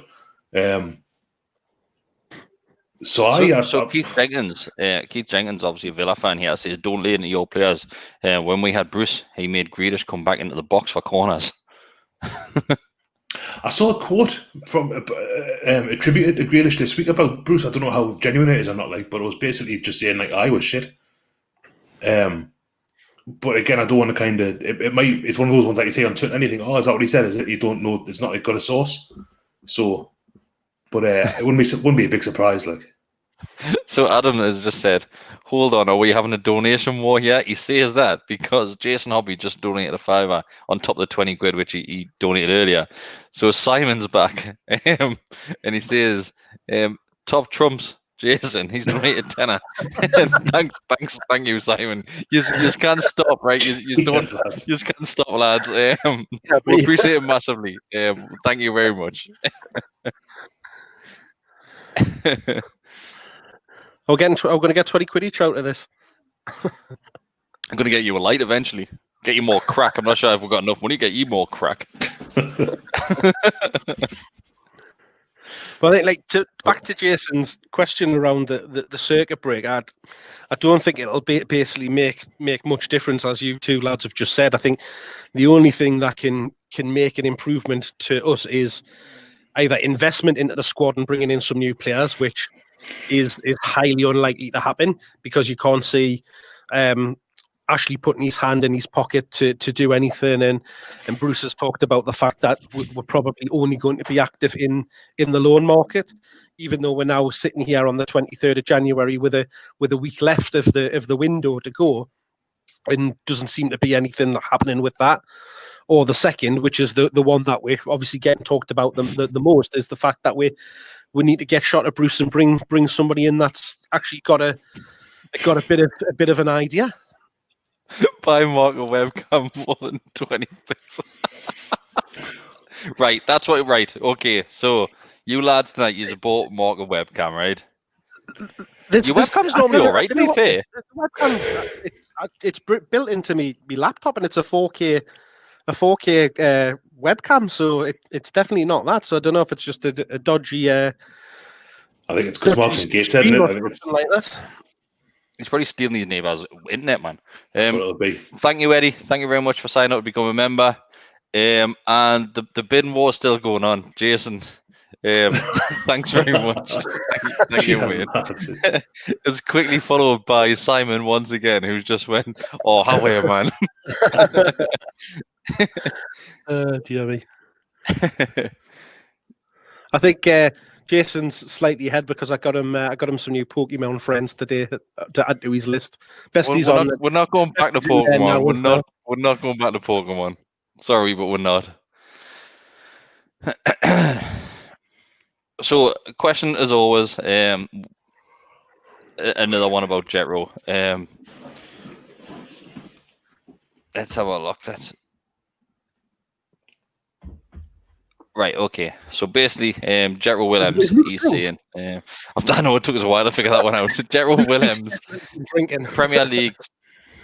I don't know. I really don't know what. I think he's trying to say that Jurgen Klopp said he was the best left back in the Premier League last season on his day. Yeah, I can work that bit out. It's the bit around the Premier League Cup that I'm a bit confused by.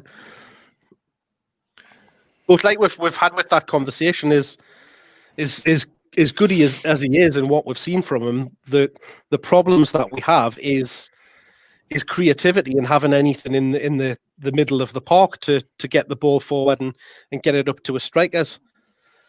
If Williams comes in, obviously we've got that relationship between him and Saint, and them two linked up very, very well.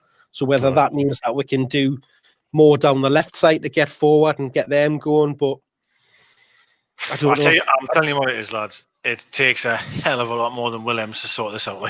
Like it doesn't matter who was signed, man. It doesn't matter because we know what's going to happen. Mark's dying to talk. If my wife finds out I borrowed a crypto, God, I'm done for. Amazing. Thank you, Carl. Carl's also signed up. Thank you very much, mate. Appreciate it massively. So, a comment here. What's Johan Kabay up to these days? His website or his Twitter handle with me yet, has he? We need to get that on the screen. I know. Simon, obviously put Simon. Both of you put your Twitter handles in. And we'll obviously get you a shout out on, yeah. Kabay's at St-Etienne, isn't he? Someone like that? No, he went back to France. That's right, yeah. I just thought we've got Carl Fraser and Callum Lewis. Is it the Newcastle squad subscribing but sharing their names? Do you know Sorry, did it? I've just seen a little clip again of Lascelles at the end. He was really bad at the end, wasn't he? He was, like he literally. It looked like he was struggling to breathe, wasn't it? Like physically struggling to take breath. Right, Bruce is coming on, so I'll mute my mic and then you listen. Yeah. There's Simon Logan's at. Jason Hobby's back with another $5. There's no point in buying players to get relegated. It probably would be a worry, Bestie, in regards to the players that would come to the club now. Who's actually going to want to come? I think players will still want to come. I think Newcastle are still that's still the Premier League's team. And when you see pundits say like, "Oh, they're doing all right," and Bruce is a good bloke to play for, and all that, I think that probably carries a little bit of weight. Obviously, we see differently, but I think you'd still get players, Championship level players, maybe players who aren't getting a game at a middle to lower Premier League team that will come to Newcastle no problem.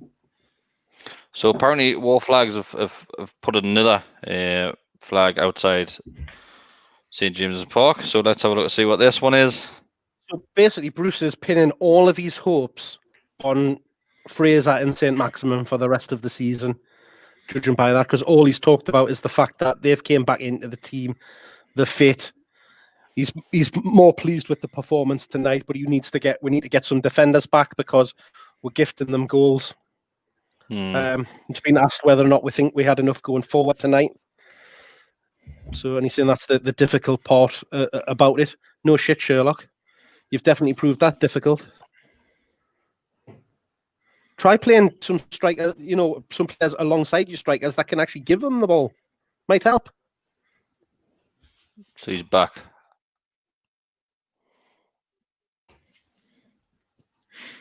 I'm not listening anymore. Dega apparently he's just been saying quite a number of times that he's encouraged by the performance throughout the game tonight. What he keeps saying is, and he said it 4 times, is he was encouraged when Fraser and St Maximin came on the field. That's what he keeps saying. He went, "Well, look good then." I must disagree with that. I thought the first half will look kind of fucking encouraged. He keeps saying encouraged. Oh, when St and Fraser, Ryan came on the field, I don't think we created a chance when they came on the field. We didn't create an opportunity when they came on the field. So there was nobody in the box for them to pass the ball to because he'd taken other striker off. But he said the same thing at the very start. We've given a goal away. Oh, thanks, Don. I didn't hear the door. Sorry. Oh, is your delivery driver bringing it into your sit room now? Is he? Aye, he's top man. He is top man. Jason, thank you very much. It's still going. Jason must be made of money here. Must have had a windfall. I might buy 3 garlic sauces, just to get over the delivery line. It's awful when you've just got to just add random things to your order. Over the delivery line. You should have got yourself an extra wrap or something and have it for your breakfast tomorrow. I've got 4 garlics. I apologise. I've got 4 garlic sauces. Well, the little ones. You're going to be honking in them. That's just like one normal big one from Gill's. That. I don't like I've been to the clinic. You know what I mean? Ever seen Naked Gun? Anyone seen Naked Gun? I've seen it, Simon. Thank you, Simon. Honestly, lads, you just don't have to do any more. Honestly, you just don't have to. Right? Thank you very much. We'll call that on news too, right? Thank you very much. Right. If anybody's not following Simon and Jay on Twitter, you need to go and do it now.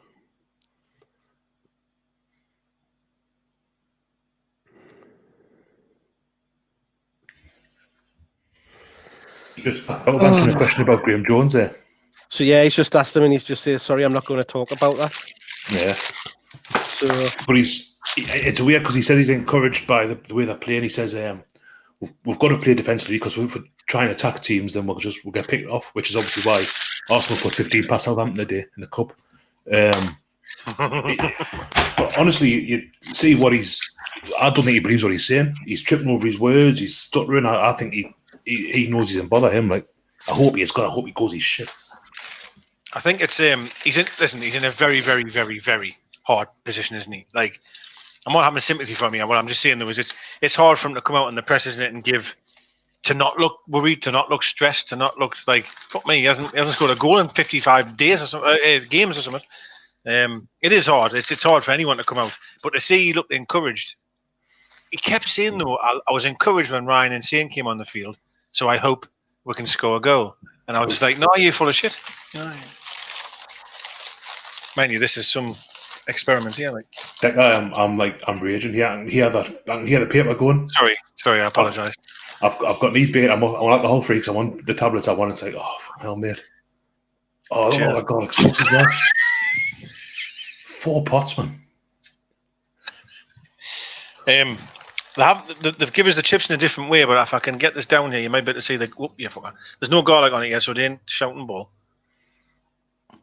Oh, obviously, yeah. Oh man, I shouldn't be having this really. My diet's been going really well and all. Well, Super Bowl for me. That's when I get me bait again. Nice one, mate. When's the Super Bowl, mate? Hey, when's the Super Bowl? A fortnight. All right, okay. Right. What's a Redknapp sprouting? Does anyone know? I've turned it off. Yeah, I've turned it off. I've binned it like I can't be asked. Something tells us though, as I've said this before, when pundits before a game say Bruce is great, what they're complaining about, what's the problem? After a game. So he's actually changed his tune a little bit, Redknapp. He's now saying it's not good enough and that things have changed and that he's listened to what Jamie Redknapp and Gary Neville were saying the other night. Carragher. Yeah, Carragher and Neville on Monday night. And he's now going in a little bit on the fact that there hasn't been investment in the club and the academy and stuff like that. So perhaps he has been listening over the last couple of weeks after all the crap that he's been talking. Oh, he's spot on there. Like the tune is like he's right. Like I did say that. I did, yeah. But you see, this is what Steve Bruce does to you, mate. You just gotta enjoy life because you're watching the shite we watch. Right enough, like.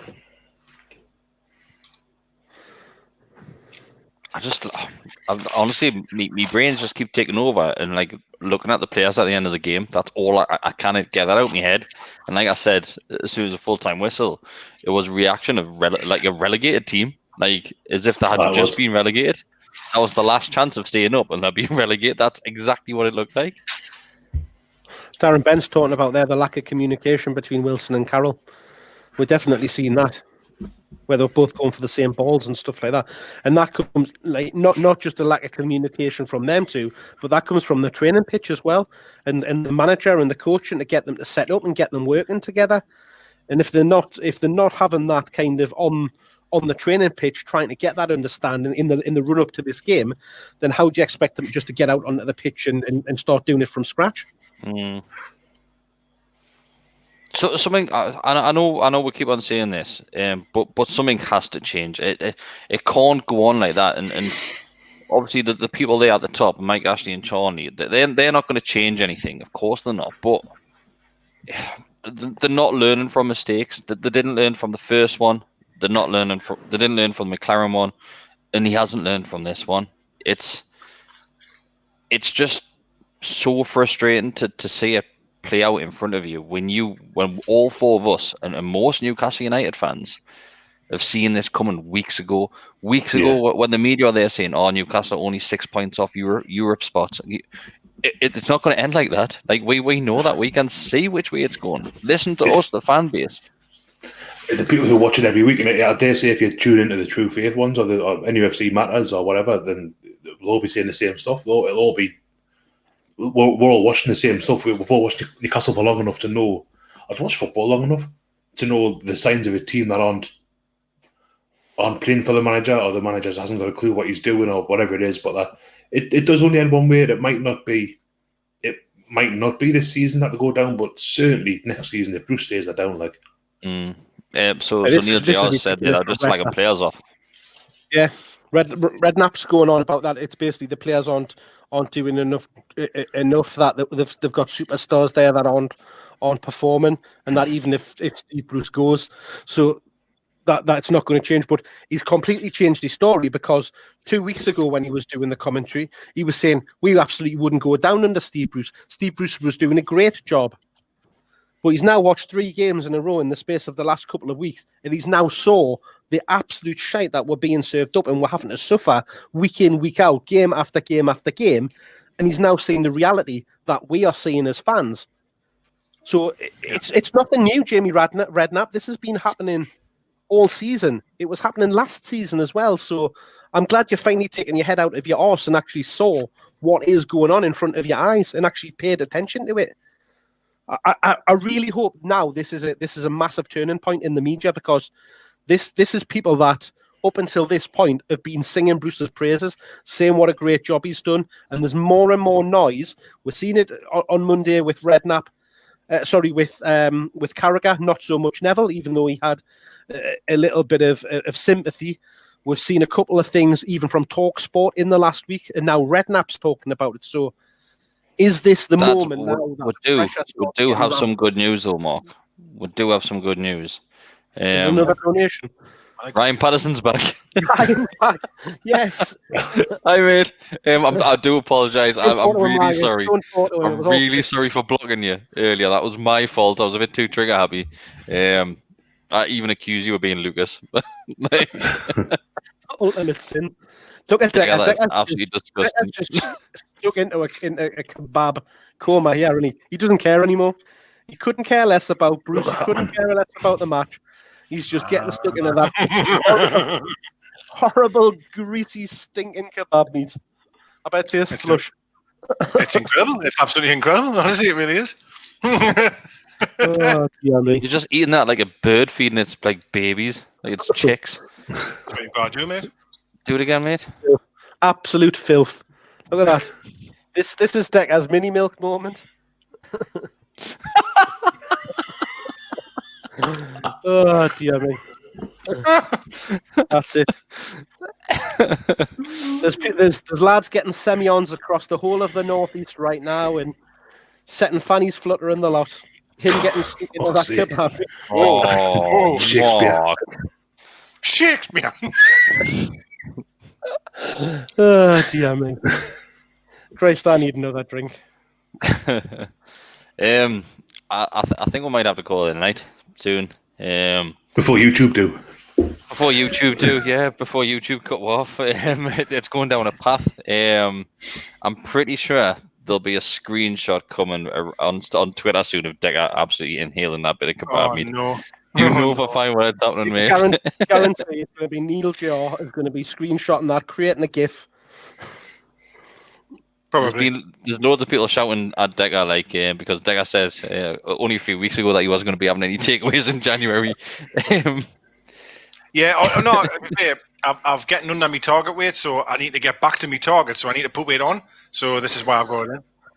What an excuse. What an excuse. It's true. Right.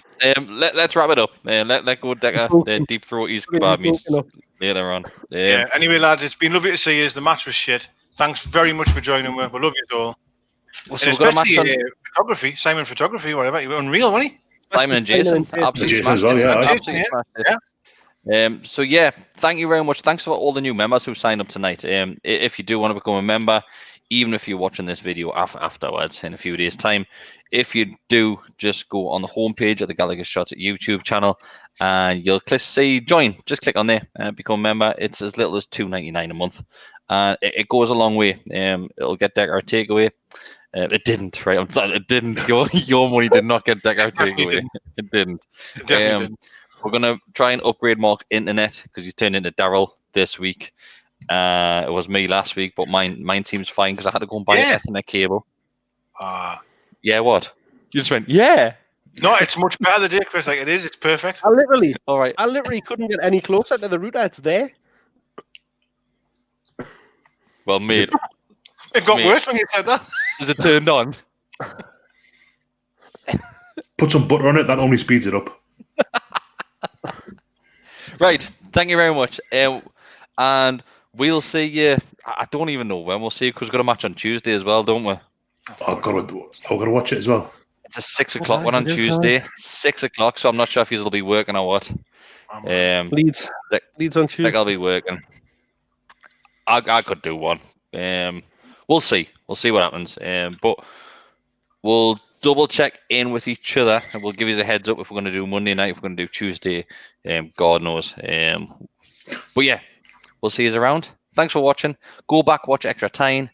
Keep watching Beyond the Line, and we'll see you soon. Thanks very much. Good night. Bye. Cheers, everyone. Good night. All the best.